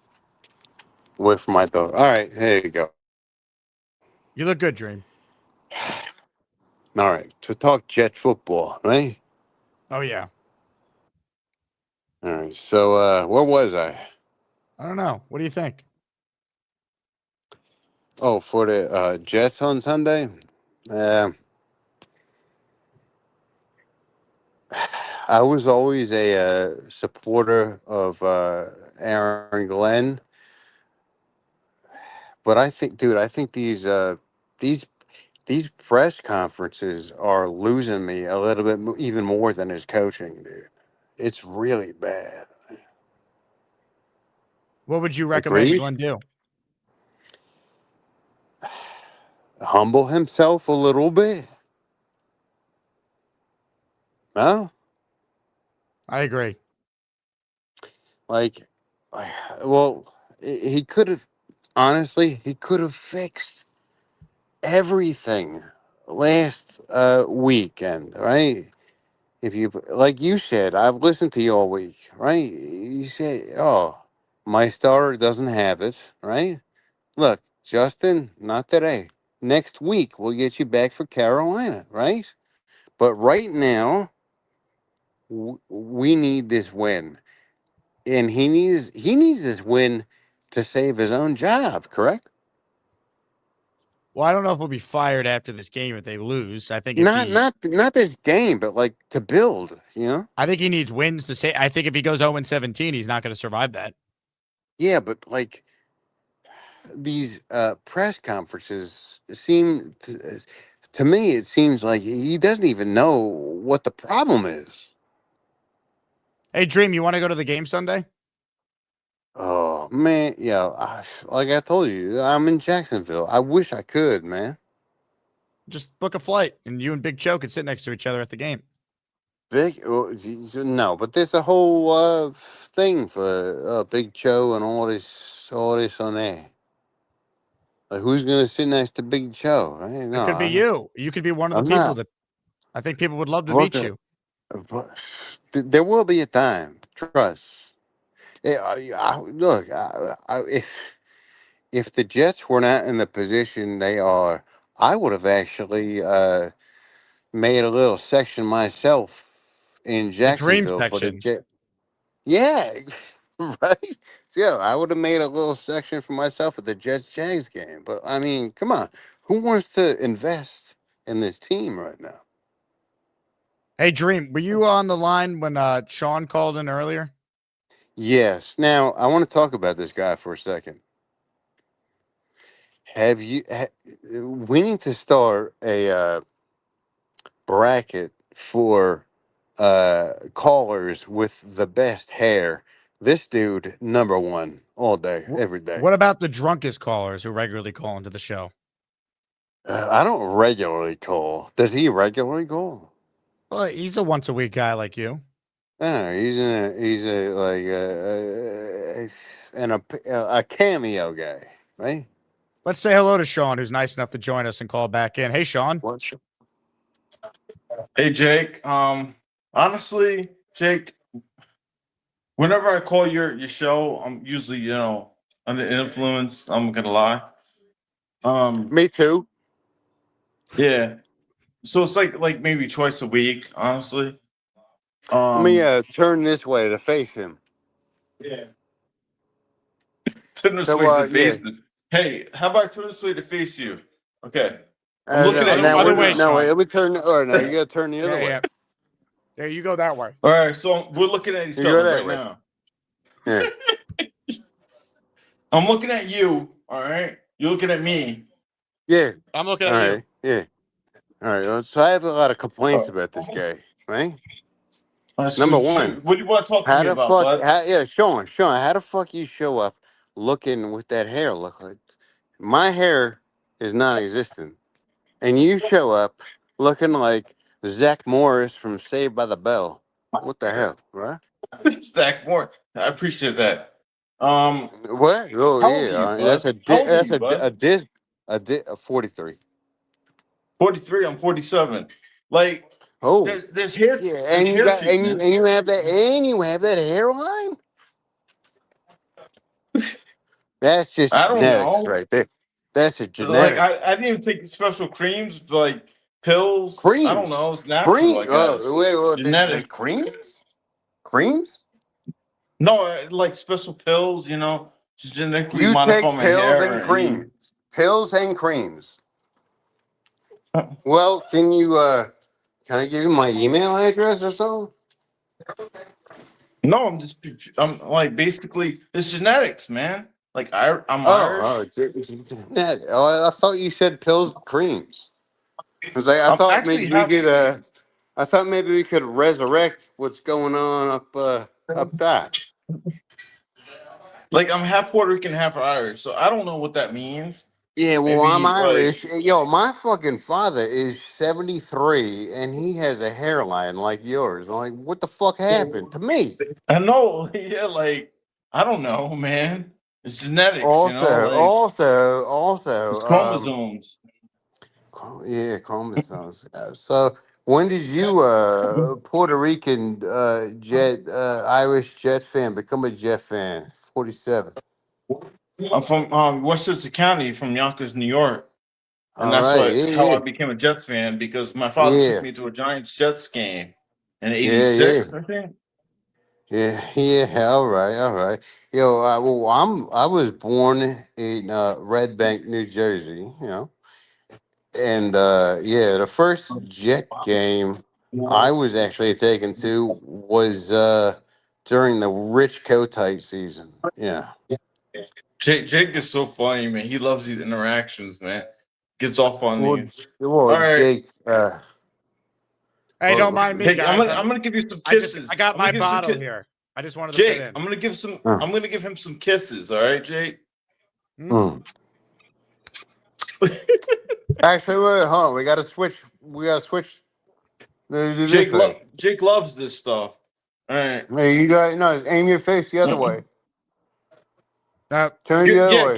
Give Jake some kisses that I'm. way. Oh, now you're kissing him, he's Dream. switching up. No, I'm kissing Jake. The old switcheroo. He don't want them kisses. Oh no, I kiss it. Yeah. Jake. We're moving and grooving, baby. Switch it. Yeah. All right. All right. Hey, you guys should call in every Friday. We'll make this a weekly segment because the Jets are dog shit, so we might need this. All right. Oh, Jets don't dog shit. They're gonna win. They're gonna win. Okay. We just gotta be patient. They're gonna win. Sean, All Sean, are they gonna win? They're gonna win. We gotta be how about patient. a Jet chant? A Jet chant from you two. No. J-E-T. No. Yes, Hold on, Sean. No. Come on. Come on, Dream. No. Like King Lowski style. Let's go. Also, I have a dirty little secret. Uh-oh. When I was hammered See, last I'm all weekend, about it. I'm all about it. Lowski, hit me up. When I was hammered last weekend, I recorded myself doing the Aaron Glenn. I'm gonna dance. rub his bald head, Jake. Look, I'm rubbing his bald head. Other way. So there is footage of that. I'm massaging email me it. that footage, all right, Dream? We'd love I'm to see you dance massaging like his Aaron head. Glenn. I don't Right now. know. I don't know if I want it out there just yet. I don't know. Now you're massaging Maybe his head, if Sean. we win. All right, here we go. No, Huh? Oh, God. What? Let me kiss both of you. Mwah, mwah. All right. Mwah. All right. Thank you, everyone. I'm gonna do my silly dance, cause we're built like shit. What kind of a question is that? We have the moral victories. My team has no wins. All right, this is some show. What we're going to do right now is open up voting for who will sit with Big Cho. We got 4 contestants. Jaden D'Angelo. We have Peter Pins. We have Nick Shine's son's girlfriend and JP, the barista that Nate knows. Those are the 4. The winner of the vote at the conclusion of this program will, in fact, get the ticket to sit with Big Cho in the Asmaniac section this Sunday. Ladies and gentlemen, voting is officially underway right after this video plays. Justin's numbers are not good from this game. Is he going to be your quarterback next week, or would you consider? Man, what kind of question is that? Vote, vote, vote. And for old time's sake, hit it. Felt good to be back. All right, voting is underway. You vote to determine who sits with Big Cho on Sunday. All right, home stretch of the show here. This is 2 hours and 40 minutes somehow on a Friday. Okay. On the line right now is none other than the Beast, who we have not heard from today. Ladies and gentlemen, let's introduce the man properly.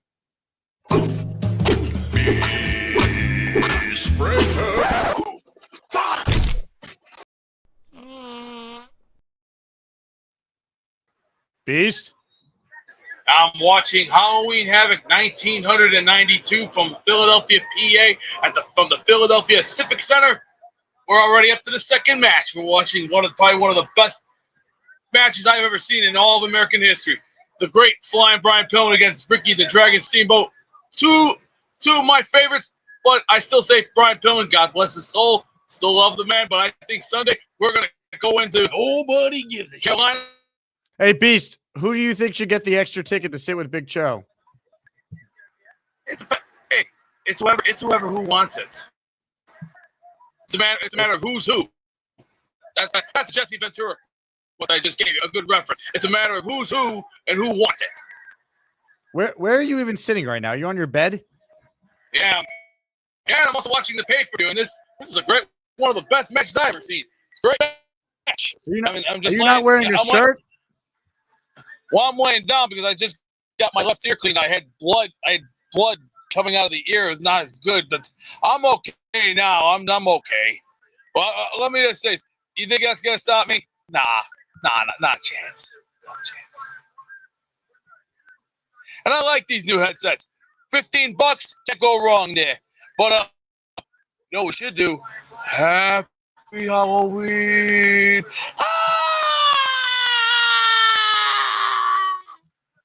And happy Halloween to all of you. Are you aware that Halloween is not till 2 weeks from now? Yes, I know, but it's just I've been in the gatekeeper mood. If you don't remember playing Nightmare, the video board game, oh Jake, I will swear to God, I will have you playing this game so much you will even love it. It's one of the greatest games you'll ever see. It's a video board game. I have it to this day. I've had it for almost 20 years, and it will scare the shit out of you so bad that you'd be like, "What the hell am I playing?" I'll show it to you one day, man. One of these.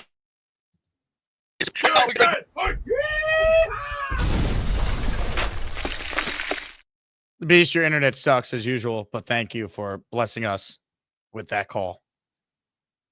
Ladies and gentlemen, a super chat here from Mike. This is the last chance to get in the raffle. I'm going to give away a Jets jersey. You pick the player. Garrett, Sauce, JJ, Quinnen are your 4 options for today.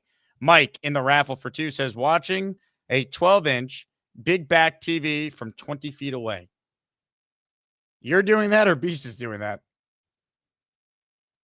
Mother effing Chew writes in, does Dream drink a lot and drive fast? I hope not. I don't think he does. Unbelievable.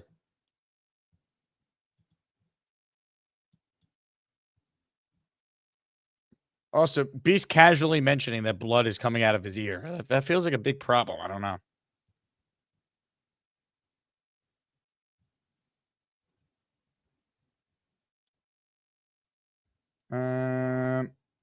Thunderlips with a super chat here. Thunderlips writes in, my older brother, who's 50, texted me yesterday talking about your show. He mentioned Beast and Cho. Welcome to the party. This is the only show that has a Beast and a Cho. I'll tell you that much. If you want Jet content, yes, you'll get that. But you also get content like whatever the heck the drunk podcast segment was with Beast and the Dream. Thunderlips, can't wait to hang with you. You're in the raffle for 5 more. All right, I'm counting the names here. Poll is live right now. Peter Pin's off to an early lead, 33% of the vote. Second place is Nick Shine's son's girlfriend at 27%. Third place is Jaden D'Angelo. Fourth place is JP, the barista that Nate knows, with 15%. Okay. Here's what I'm going to do. I'm counting the raffle names. ChatGPT is open right now. It is counting it. It is organizing it for me to copy and paste into the Wheel of Champions. I'm going to get people to the end of the raffle before I close the poll and we figure out who is going to get the ticket. Everyone good with that? On that note, the names are almost put together.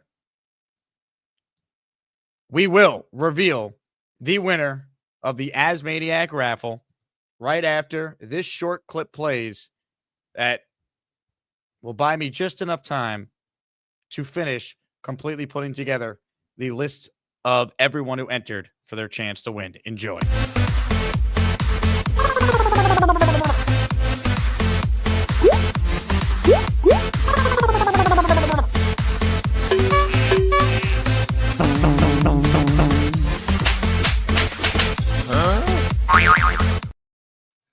It's fitting, too, because Nick Faria was on that show that day. We'll never forget it. All right, ladies and gentlemen, you waited long enough. Time to spin the Wheel of Champions. It's time to announce the winners of the weekly Asmaniac raffle. Let's spin the Jake Asman Show Wheel of Champions and find out which Asmaniac is winning an epic prize. Here we go, everyone. Only one can win today, but I want to thank everyone who entered because you're in our weekly raffle. I didn't even mention the weekly prizes. If you're watching the show this week, you know we got some pretty good ones for raffle number 45 since we started this almost a year ago. December 1st was our first one. Signed Namath helmet, signed Corbett jersey, signed JJ jersey, the 3 items in the weekly series. If you don't win, you're automatically entered, so don't worry. I'm keeping track of all the names who enter any daily raffle for the weekly. I want to wish everyone good luck. I'm going to shuffle the names a couple more times. But only one can win. If you win, you have to email me your name, your address, the player whose jersey you want, the color you want it in, and the size. Again, good luck to everyone. But only one can win, and that winner is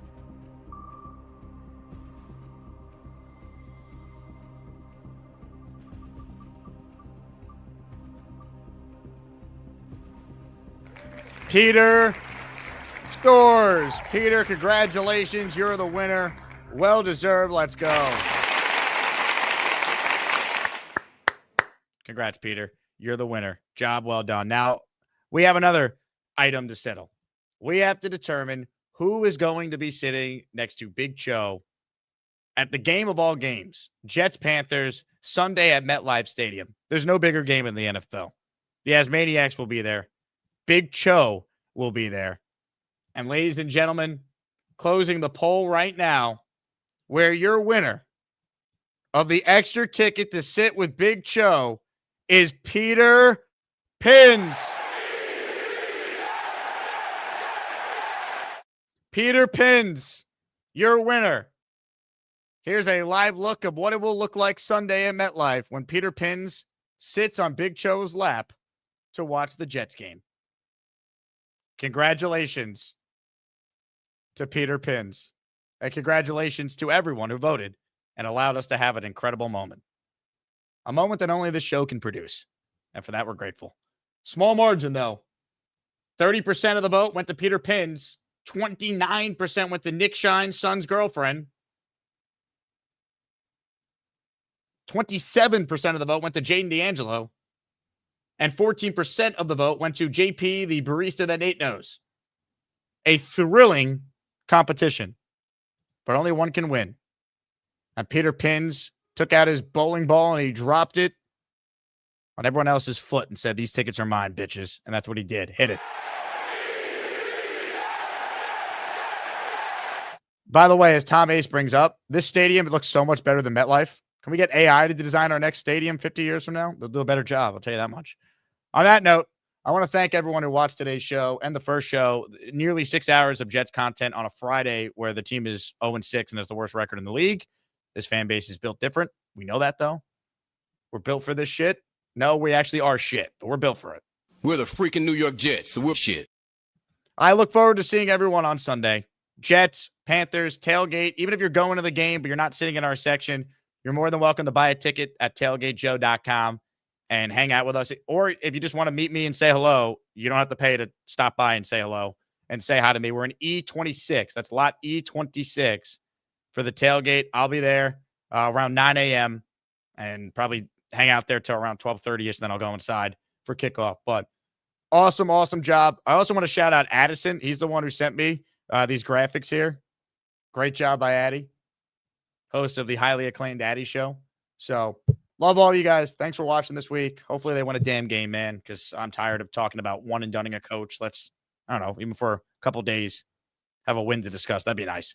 Till then, though, we'll do what we have to do. Thank you again, everyone who tuned in. I'll leave you with a clip that deserves to be played in honor of the fact that we will be doing our As Maniac meetup on Sunday. Last time we did one of these for our home game, the Jets won. And here's what it looked like. Go Jets. We'll talk to you guys soon. Post-game show late, 2 hours after the game ends when I get back from MetLife, but I will be live Sunday, late evening, early evening, whenever.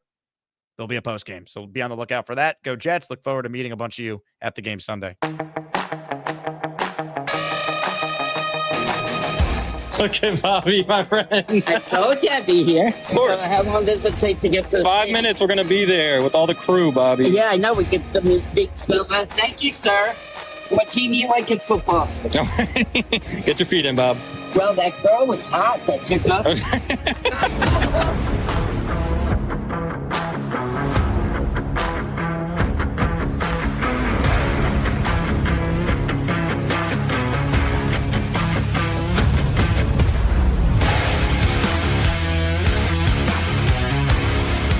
Hi, sweetheart. How you doing? Good. How are you? I'm Michael.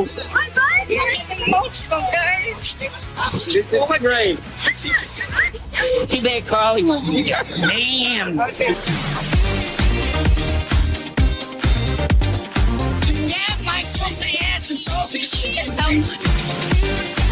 Am I gonna be able to walk? I was gonna clean my room until I got high.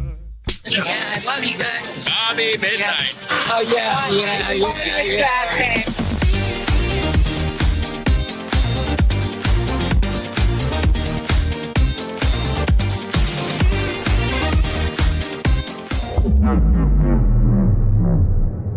Who's the stars and bright stars through the peril of fighting?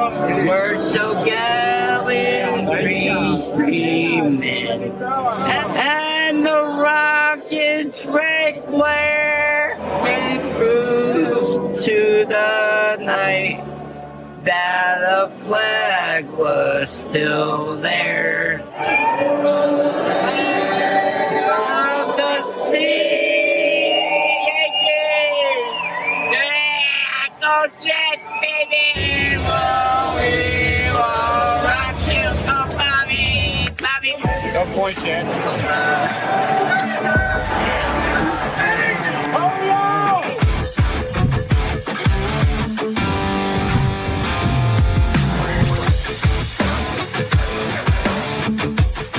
That stinks because now they're going to score maybe on the other side. Yeah.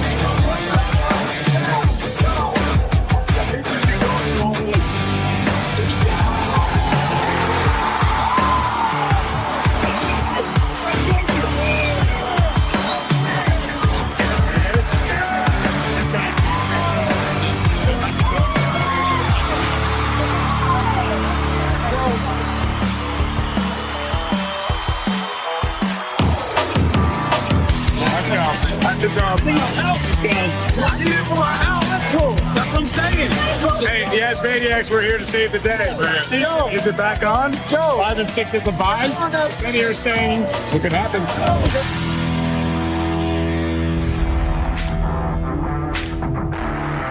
You did it. And it wasn't easy for the Jets. Let's get another game. But wins a win. And we're on. And we're on.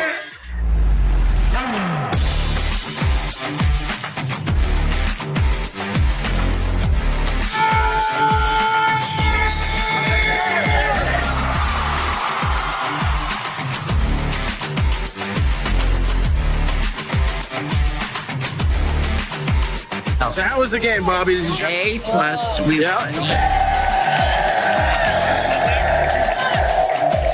We got what's his name driving? Yeah, I'm nuts. Closing down Jet Life. I love Nick Shine. Evan Watkins, where you going? Hopefully, I'll be going with Bobby. It's like the scene at the end of The Longest Yard.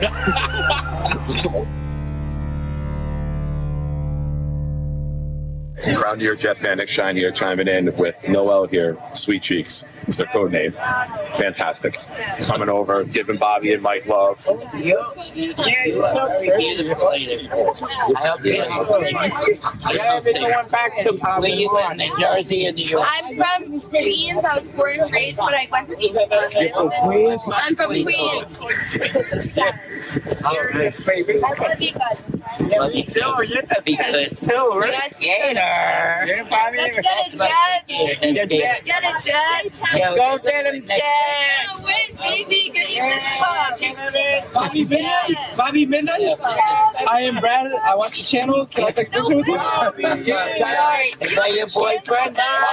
Is my girlfriend? Can I take a picture with you? Mikey, don't touch, Mikey. I love you. I know you're beautiful. Remember, all right, what's their YouTube? I have it on my. No. I already told you. What's your YouTube? I'm drunk. Oh, that's my. Oh, she's very pretty. No, I'm not. I'm Bobby Midnight. What time did you meet him? I got it. What time did you meet him? 12:14. Midnight. Midnight. Bobby Midnight. Just remember midnight. I told everyone we'll have four, but the referee took that away. Guys, he's the And it's Halloween. All right, Bobby and Mike, you guys head back to the hotel. It's time to film a new episode of Crankbangers. The race is on. Bobby Midnight. Bobby Midnight. Oh, come on. So long, farewell, ciao, arrivederci, au revoir, and bon voyage, sayonara, auf Wiedersehen. Farewell, farewell, and adieu, my Spanish ladies, farewell to you. Until the next time we meet, goodbye, goodbye, goodbye, goodbye.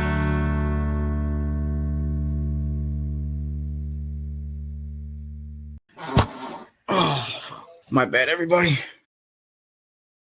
Oh, hi. Jake wants me to ask you to click on the like button. That's right, Lane. And if they don't subscribe to the Jake Asman Show, this team may never win another game. Let's go, Jets!